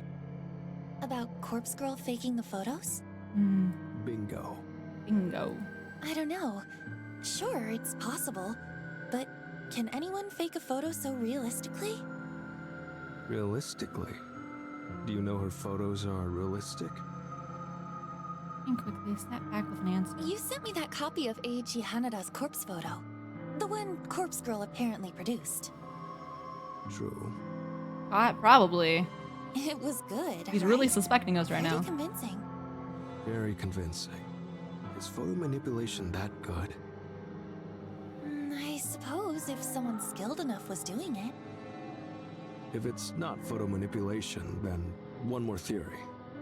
What is it? Maybe the subject in the photo is a corpse. When they dress it up. I'm confused. Of course it's a corpse. What's your point? Sorry, hear me out. Are you thinking that, like, they dress up the corpse and then pose it in some way? It's a photo of a real corpse. Just not the victim's corpse. Ow, I scraped my teeth together. You Corpse hear that? Girl acquires Ow. a real corpse, Ugh. dresses it up, just like in Strange Flower. She makes it look like the Vic. It's convincing because it's real. No photo manipulation. Huh, I see. Immediately, my mind starts to kick into high gear. Kojiro is unknowingly presenting me with an unprecedented idea. This girl does get real corpses. If she dresses them up, wounds them, makes them look like a carbon copy of the victim, she holds a photograph session to capture the magic. Realism will be amazing. Be way more convincing than manipulating a photo, even though I've become pretty good at that. It'll be the next step up in realism, and it's sure to convince victims to kill themselves. If Corpse Girl's victims can be relied upon to kill themselves, then I don't have to continually question the cause of death. I wouldn't need to worry about whether some mysterious third party is wandering around slaying people on Corpse Girl's behalf. All the deaths would be caused by suicide. It would be predictable. Conquering of victims would simply be a matter of forging a convincing enough corpse replica. The legwork involved in acquiring corpses would be... That's it. Oh, is this but is it her that does it? Remember, Emmy sees like her own corpse in a body bag before she throws herself off of her ledge. The answer is sitting right in front of me with a smudge of chocolate smudge of chocolate cake on his chin and an empty coffee cup resting in his hands. Say, I could not read that sentence to save my life. hypothetically, would it be easy for Corpse Girl to even have access to dead bodies? Legal ramifications aside, could she possibly have a source of cadavers to desecrate at will? Yeah, it's not impossible. Take someone like me. I have the morgue. I'm there alone, mostly. Someone like Corpse Girl makes me an offer. I'd give away spare corpses, no problem. Of course, I could get busted. It's not about losing my job. I'm not going to prison. Yeah. The price would have to be right. but that's just me. Employees in other morgues, well, can't speak for them. Interesting. So you would willingly work with Corpse Girl if the price was right? Yeah, I've said it before. Big fan. I Okay. support her work. It's fascinating. If she really is using cadavers to make photos, then, well, I'm offended she didn't come to me for help. It's amazing. I never imagined this meeting could be so lucrative. I want to get my hands on all the corpses I'll ever need. I can just ask him here and now. I find myself breathing heavily, and I notice that my cheeks are warm and my head feels slightly airy. Ma'am, not in the cafe, please. It's a Wendy's. It all comes down to whether or not I really want to step up my game. The way things are, well, the twin woman, my latest victim, doesn't seem to have given up the ghost. Maybe I'm being impatient. Maybe my work just isn't as convincing and powerful as I want it to be. Then there are the cases of previous victims. Connie Surumaki killed herself, there's no doubt about it. Reggie Anada? It's really possible for his car wreck truly was accidental. And I have had a hand in that after all. Rui Hitano, my first ever conquest, the cause of her death still eludes me. There's no way she could have killed herself in the position her body was discovered in. The whole reason that I started suspecting someone else's involvement in the first place, after all. There was one definite suicide, one potential murder, one death that was an accident, a traffic collision that happened to coincide with the date I wanted the victim to die. Statistically, there's no way to know how Corpse Girl's power actually works. Almost like deaths are just caused at random. When you pile on the countless failures I've encountered over the past year, well, the success ratio isn't very impressive. If I could truly compel victims to simply kill themselves, then take the guesswork out of the whole thing, that's for sure. With Kojiro's help, I could acquire cadavers and make them look like my victims. The work would be completely different to photo manipulation. There would be gore involved, no doubt about it. And it'll take a steady hand, some makeup artistry, and access to clothing, props. And there's lighting to consider, and backdrops. One thing to take an image from the database of the deceased and have it splattered on the pavement ready to go. An entirely different thing to have to drag a body out of a morgue and plant it in position, then take photos of it. There'll be a lot to consider here. It's not a decision I can make lightly. And on top of that, I doubt I have courage right now to ask Kojiro straight up for his help. But if I do go for it, I'm absolutely positive it will lead a massive amount of credibility to Corpse Girl's mission. Extraordinary realism will pave the road ahead of me with blood. Yo, finished your coffee? Oh, I quickly take a sip and drain the cup. that was delicious. Thank you for treating me. Very welcome. Shall we head off? Yes, let's. Any plans for the night? Yes, sorry I can't hang out longer. No problem. And go kill some Have people. fun. Shiro stands up, punches his wallet, moves a few bills on the table, and then steps towards me. I stood up too, playing my best hand. I quickly leaned forward and planted a soft kiss on his cheek. The maneuver is surprisingly difficult thanks to his height, and I don't think I pulled off as gracefully as I had planned. Thank you for the date. Will I see you again? Oh! I give him my best alluring look as I bat my eyelids gently. Yeah, of course. Slowly rubs his cheek with tender fingers, amazed that I just kissed him. Bye-bye now. I spin and make a beeline for the exit. I hope my trembling legs don't betray me as I step out onto the pavement outside. It's not in my nature to try and seduce somebody for my benefit, so much so that my attempt at it has left me feeling rather queasy. I don't know if I pulled it off, but now that I've left the cafe, I can't look back to see what effect it had on Kojiro, if any. I cross the road and shiver runs down my spine. I hope I'm prepared for what I'm getting myself into. Oh, we're at the mall! The weekend is here, and despite my desire to stay inside my apartment with the doors locked and windows closed, I find myself at the mall shopping for a new phone charger.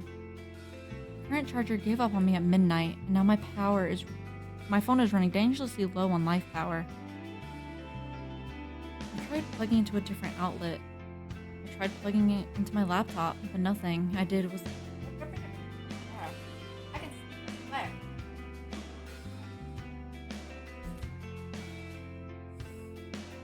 Stretching. I tried plugging into different outlets. I tried plugging into my laptop. Nothing I did give my device any of the slightest amount of charge. I for sure had a spare charger lying around, but I turned my apartment inside out trying to find it. I didn't even find the right type in my drawer of burner phones. Hi, Kettle! There's an ad, so I don't know if you hear me. How are you? If the charger has died, which is the best case scenario, my phone has become faulty. I hope the latter is not the case because I really can't afford to purchase a new one. Getting it repaired is out of the question, because I hand it over to somebody for a day or two and go without it. I'm hedging my bets with the issue being with the charger. If I can buy a new one, all my problems should be solved. Thank you for the hydrate.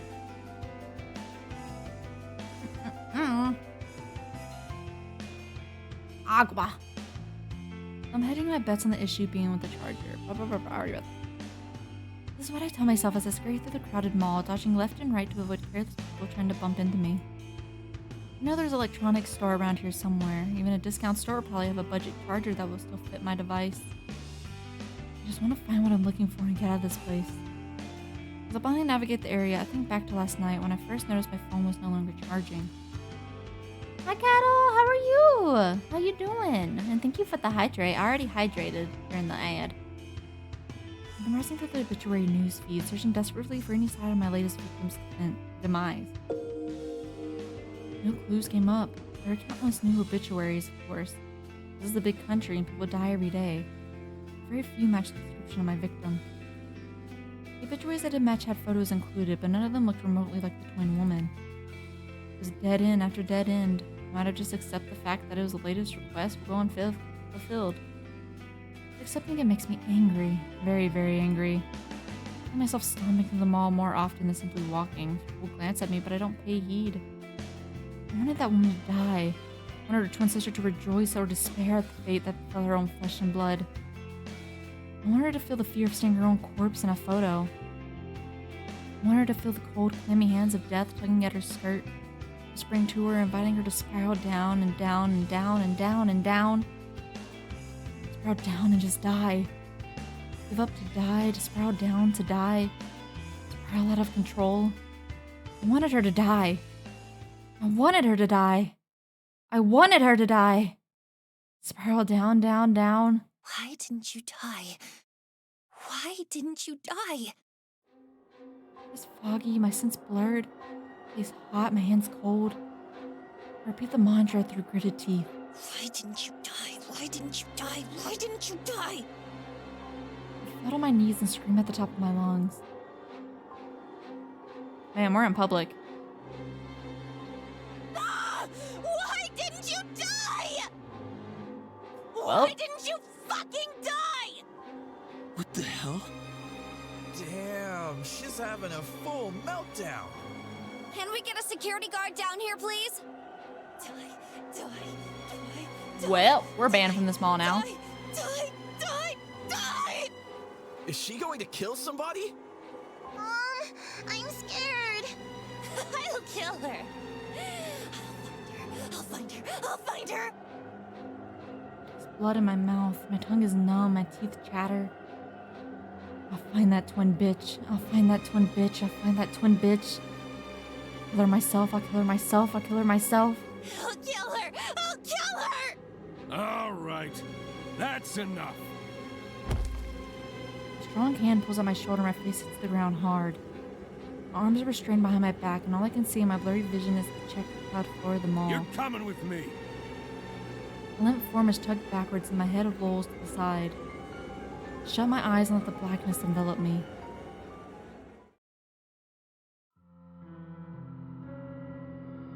A stinging cold ice pack bites against my cheek and rudely awakens me from my stupor. I don't know where I am. I don't remember why I'm here. The sudden chill spreading across my face is nice, almost soothing. I realize that somebody, a tall man, is holding the ice pack to my cheek, and he motions for me to take hold of it myself.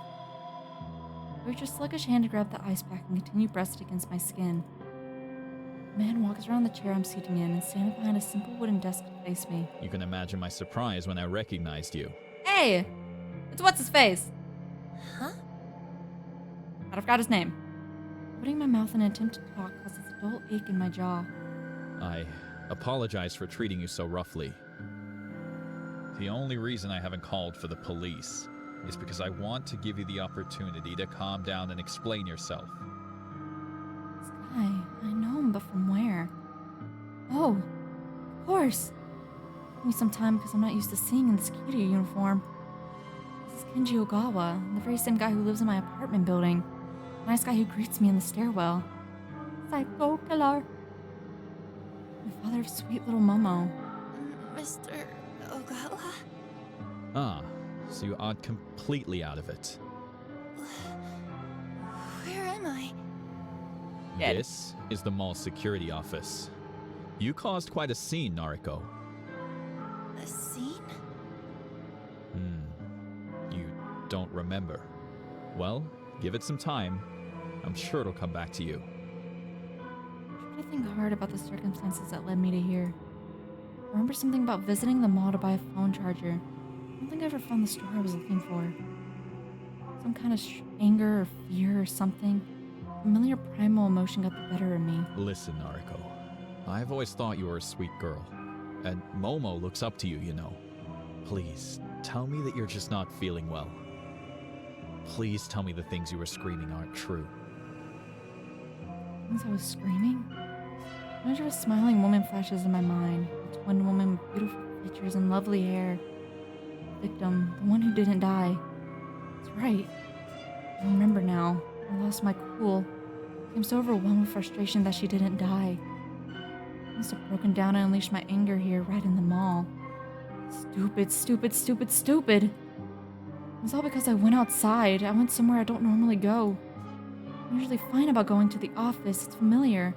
The convenience store is fine too. In fact, my whole meticulously planned morning routine really bothers me. The shopping mall. What was I thinking?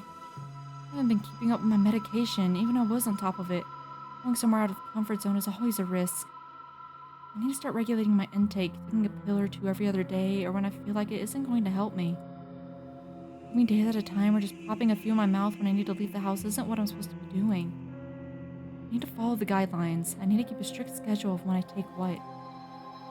Damn it, Noriko! I'm supposed to be calm at all times, stoic, unflinching Noriko. What the fuck am I doing? Nariko, you still look a bit flustered. Do you want to lie down for a bit before talking to me? No. Okay.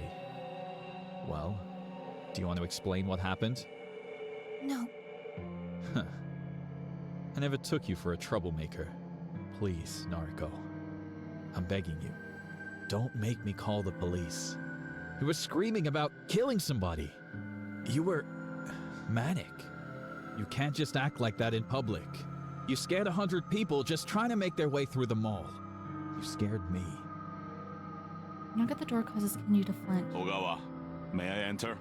No. Go away. Yes. Please come in, Mr. Fujikawa. The metal door separating the security room from the real world opens with a screech. A broad, intimidating man enters the small room and displaces all the air inside. I feel like I'm going to suffocate. This, sir? Yes, sir.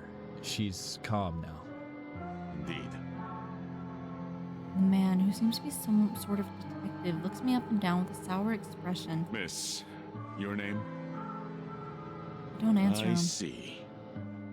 Sir, if I may, this is Nariko Kurosawa. She's an acquaintance. Is that so? An acquaintance? Well, that speaks volumes about your personal life, Ogawa. Sir. Leave us be. I wish to talk to her. Oh. Yes, Mr. Fujikawa. Kenji bows, his grim smile cracking under fear as he exits the room. The detective, whatever he is, towers over me. He pulls out a badge from inside his jacket and flashes it at me. My name is Fujikawa. I'm a detective, an investigator for the Tokyo Metropolitan Police Department. Metropolitan? You must understand that we take death threats very seriously in the police force. Huh? Excuse me, but Kenji said he didn't call the police. Kenji? Ah, Ogawa. Well, never mind what he said. I was here already in regards to another case. I happened to witness your little outburst. Ogawa was kind enough to allow me a moment to interview you personally. Right. So, what do you want to talk about? Listen, if I were in your shoes, I'd drop the sardonic act. Sardonic. I have reasonable grounds to arrest you here and now. I know what sardonic means. Voice drips with pure venom. This guy isn't joking around.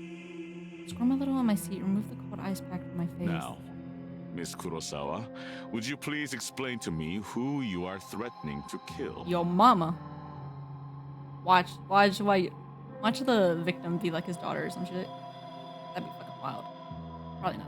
A wave of dread washes over me as the reality of my current situation starts to sink in. I don't fly straight and narrow here. I might be in a world of trouble. I apologize for my actions. I wasn't feeling like myself earlier. I regrettably skipped my medication recently. The medication excuse. I'll play along. Were you hallucinating then? No, sir. Not exactly. I need to come up with something and quickly. I'm not getting out of here anytime soon. See, I recently had an altercation with a coworker about a guy we both like. Detective rolls his eyes at me. Go on. I guess I was a little upset about our fight, and really, we're actually quite good friends, so I think a combination of that and missing my medication caused me to get a little too upset and say some things I It's don't crazy how really mean. people they're like, oh, the medication excuse. Like, some people really do need to take meds or they're off the fucking rocker, okay? Like, some people are completely different on and off meds because how much fucking, like, mental health meds fucking changes somebody sometimes. I would believe it. I'd be like, just show me your meds. Show me what they are. SC proof? Okay, bet. And how do I know you're not dangerous? Are you carrying any weapons, Miss Kurosawa? Weapons? No, of course not. I see. Well, you're going to have to permit me to search your belongings. You understand that I can't allow you to leave until I have established that you're not a threat, right? Detective reaches forward and roughly grabs my handbag. Hey! He tears it open and rummages around inside. I'm so relieved that I'm traveling lightly today. I even left the 2 books I'm reading at home. Finds nothing of interest in the bag save for one thing, my phone. He taps the screen, toggles the phone power button, and smacks the phone against his open Is this palm. broken? I realized that the last drop of battery power must have finally drained. Really lucky for that fact. If I found certain things on my phone, I might be in trouble. Like I keep corpse photos on there. That's what my collection of burner phones is for. There are certain things that would be incriminating if they fell into the hands. My noise chat log with Kojiro, for starters. And then there are those images of Aoi and Tomoe, and that famous singer that had her phone hacked and her private photos uploaded to the net. Oh, okay. Aoi knows I have her photos. She's okay with it. Tomoe doesn't know about hers. That would be hard to explain. The singer, on the other hand, was part of the big scandal a few months ago. Like half of Japan has seen her photos. So I'd rather keep my personal matters completely private. I don't want this asshole looking into my affairs. The battery is dead, sir. Where is your charger then? I don't have one with me. Ronson throws the phone to me and I barely manage to catch it with my brittle skeletal clumsy fingers. Wait here. I need to make a call. He leaves the room unceremoniously and I hear the scraping shriek of steel deadbolt locking the formidable door behind him. I breathe out and try to calm my nerves. I look down at the phone in my hand and see my mirror image counterpart peering at me with black reflection. I don't look as good as I normally do. My makeup is smudged, which is strangely becoming more and more common for me. I think I've gained some weight. My gaunt face seems fuller somehow, and my prominent cheekbones are softer. This girl staring back at me, she's not wholly familiar. Is it Noriko Kurosawa? Is this Corpse Girl? I look like some aberration, some sickening concoction of myself and some person I don't fully recognize. I don't understand how I could have gained weight. I've been eating less. Maybe the canned coffee I consume religiously contains more calories than I realize. I need to cut down immediately. Sour taste rolls around my tongue and I swallow it reluctantly. I feel ill at the sight of myself. The little door swings open and Fuchikawa stomps in like an angry toddler. Well, the precinct claims you don't have a prior record, Miss Kurosawa. Yeah. That's good news for you, I'm sure. But it's a fucking pain in the ass for me. I flinches his apparent anger and recoils slightly in You're my free stare. to go. However, I'll remember you. Another incident like this, and I'll have you in for a psychological assessment faster than you can blink. I do nothing but nod as a wave of relief washes over me. Get your things and get out of here. Oh, for the love of God, go eat something. You look like a starving child. Yoshikawa spins on his heel with force and once again leaves me sitting alone.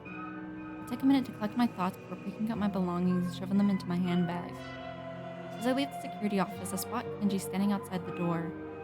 He bows his head meekly. Take care, Noriko. Yeah. He doesn't lift his head as I walk away. Well, that's gonna ruin our relationship.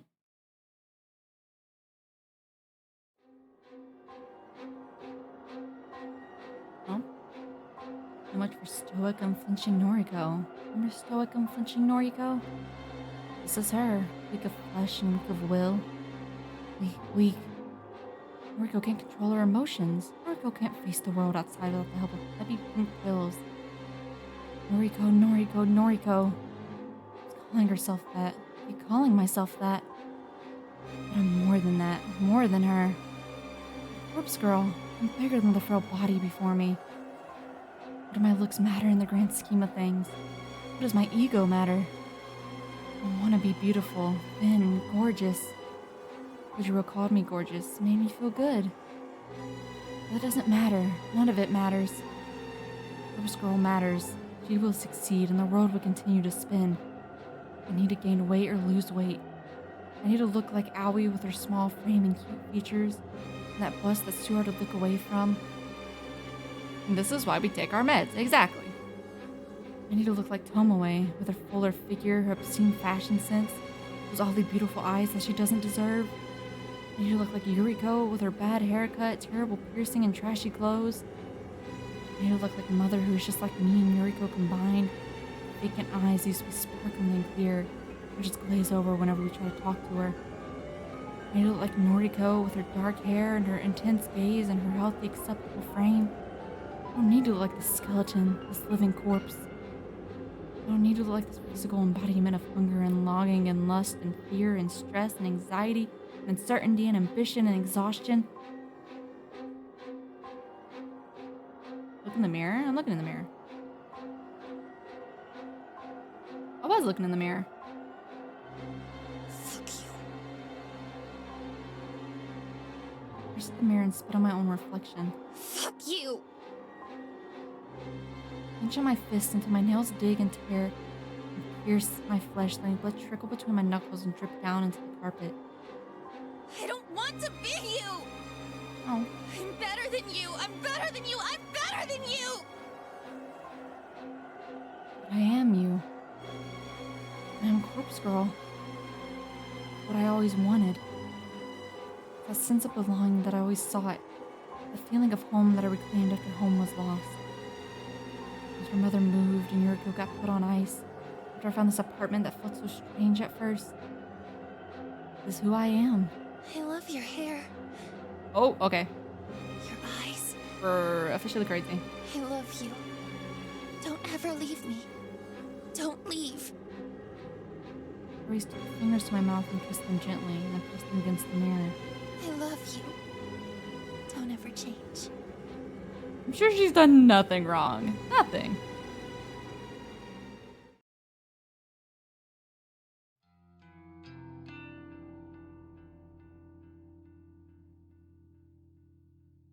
In absolute delight, I woke up this morning feeling really refreshed.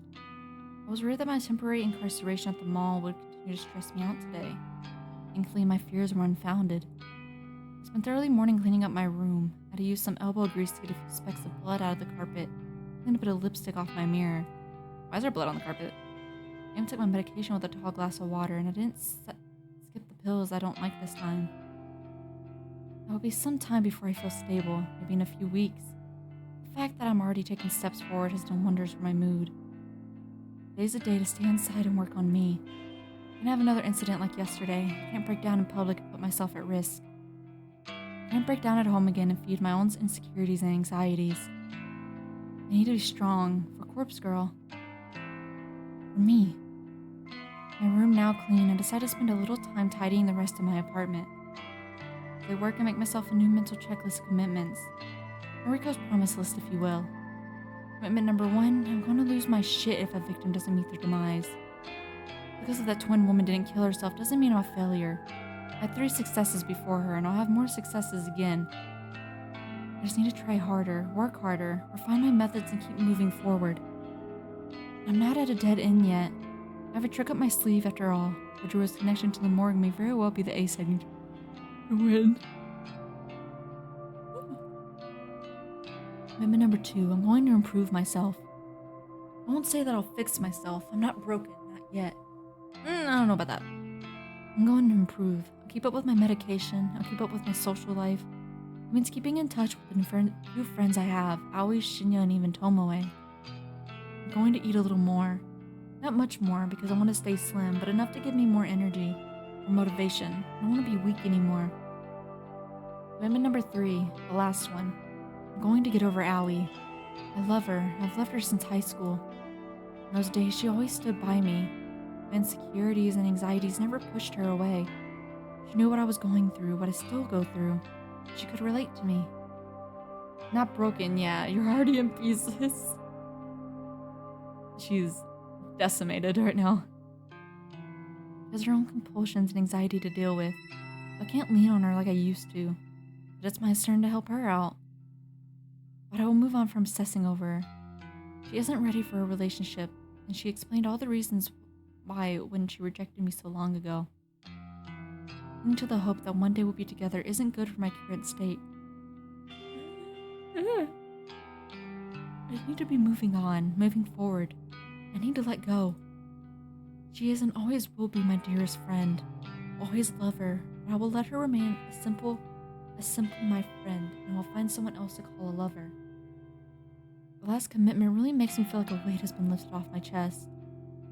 Instead of obsessing over Aoi, spending countless nights laying in bed looking at her photos, thinking about her at odd hours of the day, instead of all that, I'll be able to move on. Even if it takes some time, I'll find someone who wants to be with me. There are plenty of fish in the sea, as they say. I can't say there's anyone in particular I have my eye on just yet. Social circle is pretty limited after all. Shinya is a guy simply not interested in. There's just spark there, and there never will be. Omori, as irritating as I find her, is oddly alluring to me. I don't like her clothes or makeup or the whole aesthetic she has built for herself, but part of me would kill to spend a passionate night with her. And there's Kojiro, that weird, awkward, strange alien creature that I just can't wrap my head around. Call him an alien? He said I'm gorgeous. He really said that. He's too weird. Like he's the kind of guy that would stalk you and stab you if you ever broke up with him. Choked on my spit. For now I can't think of anyone I would seriously pursue, but I'll give it some time. I have all the time in the world. I find myself smiling as I finish tidying up the apartment. Having a nice, clean place to live really does help to lift the spirits. Unfortunately, I still haven't managed to get rid of that lingering scent of mold that always wafts around. A musty odor that seems to be ingrained in the very walls of the apartment building, or at least as long as I've lived here. I know it's not coming from my apartment because it's pretty easy to smell from downstairs too. As far as I can tell, my place is completely mold-free. I might not be the best at cleaning, but if nothing else, I keep my disgusting mold out of my house. So the occasional odor aside, my place is clean and cozy now. I lay down on the couch and stretch my body, letting my taut muscles stiffen and then relax. The day is still early, and it feels good that all my chores are already complete. Icing on the cake is the fact that Corpse Girl has 2 new requests sitting patiently in her inbox. I logged in earlier and saw them, but decided to sort out my cleaning first. Now I can reward myself by spending the rest of the day working on the new requests. I can hardly contain my excitement at the prospect. The request to work on is better than I could have hoped for. I'm sure at least one of these new victims will fall. A positive attitude will go a long way to ensuring my success this time. Unable to restrain myself anymore, I snatch up my laptop from its charging point next to the couch. I've opened the lid and gazed at the photos I've downloaded earlier. My 2 new victims, fresh blood. Ew! The fuck? First is an older male, maybe in his 50s, typical businessman type. He might as well be a clone of every other nondescript man you see in the subway and at the supermarket on TV. If I had to guess, I'd take a leap and say his miserable wife wants him out of the picture. I just can't stop staring at it. It's shiny. If I had to guess, I'd take a leap and say his miserable wife wants him out of the picture. I mean, you can fucking put a plunger to that bitch where you're having sex, but like, oh, yes, baby, let me pull your hair. Just yank the fucking plunger. Maybe she's unhappy with her finances. She's having an affair. She's just tired of his clone face and his clone personality. Regardless, someone wants this unremarkable man removed from the face of this unremarkable world. The second victim is much, much more interesting. What is this picture? Two things strike me as noteworthy about this photo. Firstly, the cleavage, of course. Secondly, the image is a photograph of a photograph. Somebody has snapped a picture of an actual physical photo and uploaded to the site. The photograph is in good condition, as though its owner values it above all else. The signature is scribbled across it in white ink. An autographed photo of someone who is perhaps moderately famous. I don't recognize the woman in question, and the signature is such a mess that I can't make out even a single kanji in her name. Regardless, I'd be willing to bet that a disgruntled fan is requesting her death. If she's an idol or a singer or an actor, it wouldn't be unheard of for something like this to happen. Fanboy gets to meet her a few times, they shake hands at events, whatever. He asks her out and she politely declines. And then the obsession begins. Fanboy can't have her, no one can. Kill her. Kill her. Well, that's the theory I slowly pieced together as I examined some of the finer details of the photo. The reasons behind the request don't matter. They never matter. I'll kill them all the same. I'm going to work on the woman's photo first. I'll timestamp her photo with tomorrow's date. Send it to her this afternoon. I should give her about 24 hours to give up on life and light itself on fire. Maybe I'll do the same with the businessman. I'll give him a timestamp set 24 hours from when I send the photo. It'd be kind of fun to schedule 2 deaths to occur around the same time. It'll make tomorrow a very exciting day. With my goals set, I load up the database of the deceased and get to work.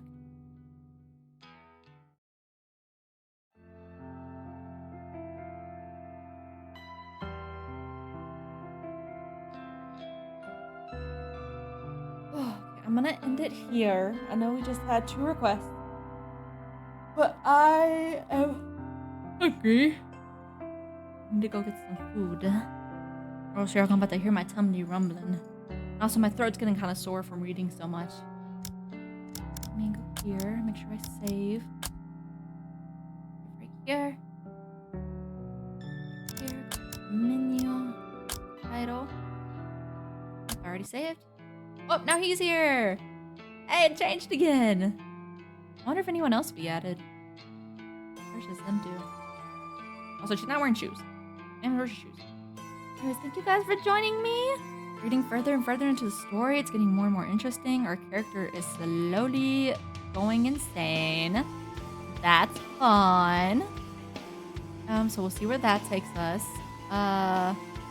I have some theories so far, okay? Right? I got some theories. The one who put her photo in there, I feel like it was Aoi. I don't know why. I have a suspicion. It could very be wrong. That's just my suspicion. Another theory is that if these two on the front do work together, right? Because I feel like, with the whole Emmy thing, she does see like a body in front of her apartment, and I don't think she like went crazy and imagined it. I think they do work together at some point, and like they get a body placed in front of her apartment somehow, whatever. But I feel like one of them ends up killing the other, right? I feel like it's not going to end with them going to jail. I feel like they're going to get caught. That's just my idea. That's usually how these games end. I feel like one of them is going to get caught, or both. Who knows? But I feel like one of them is going to kill the other. I'm more so leaning of Kojiro killing Noriko, because she tries to kill him first. I feel like she thinks he's gonna tell on her or tell the police what they're doing. So she tries to kill him, but then he kills her instead. That's just my opinion. That's my theory, but it's just a game theory, okay? Peek Matt Pat in there. This is my theory. We're gonna see how they go. I don't know if any other characters are gonna die. A small part of me does want more characters to die, right? But I will be very sad if they do. So, get out of here. Go to the library. We love the library. Ah! I opened Minecraft. That's not what I wanted. I wanted Spotify, not Minecraft. Go get food. I'm hungry. Good stream. Thank you. Thank you.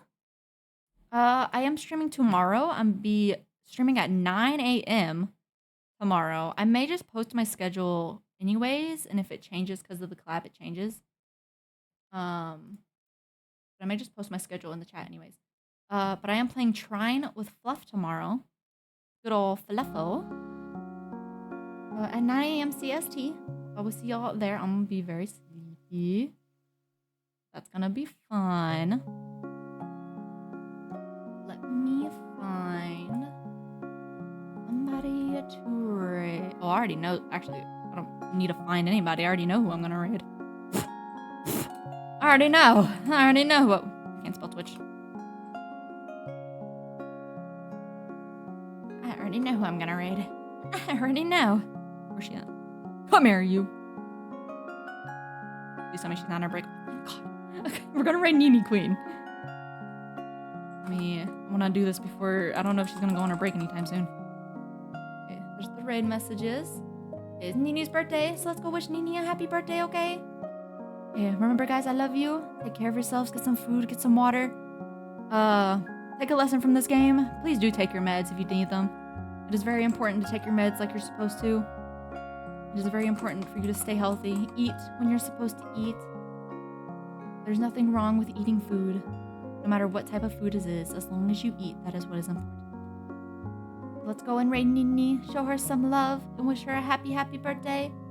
You guys, I will see you tomorrow morning. Mwah. I love you. Bye-bye.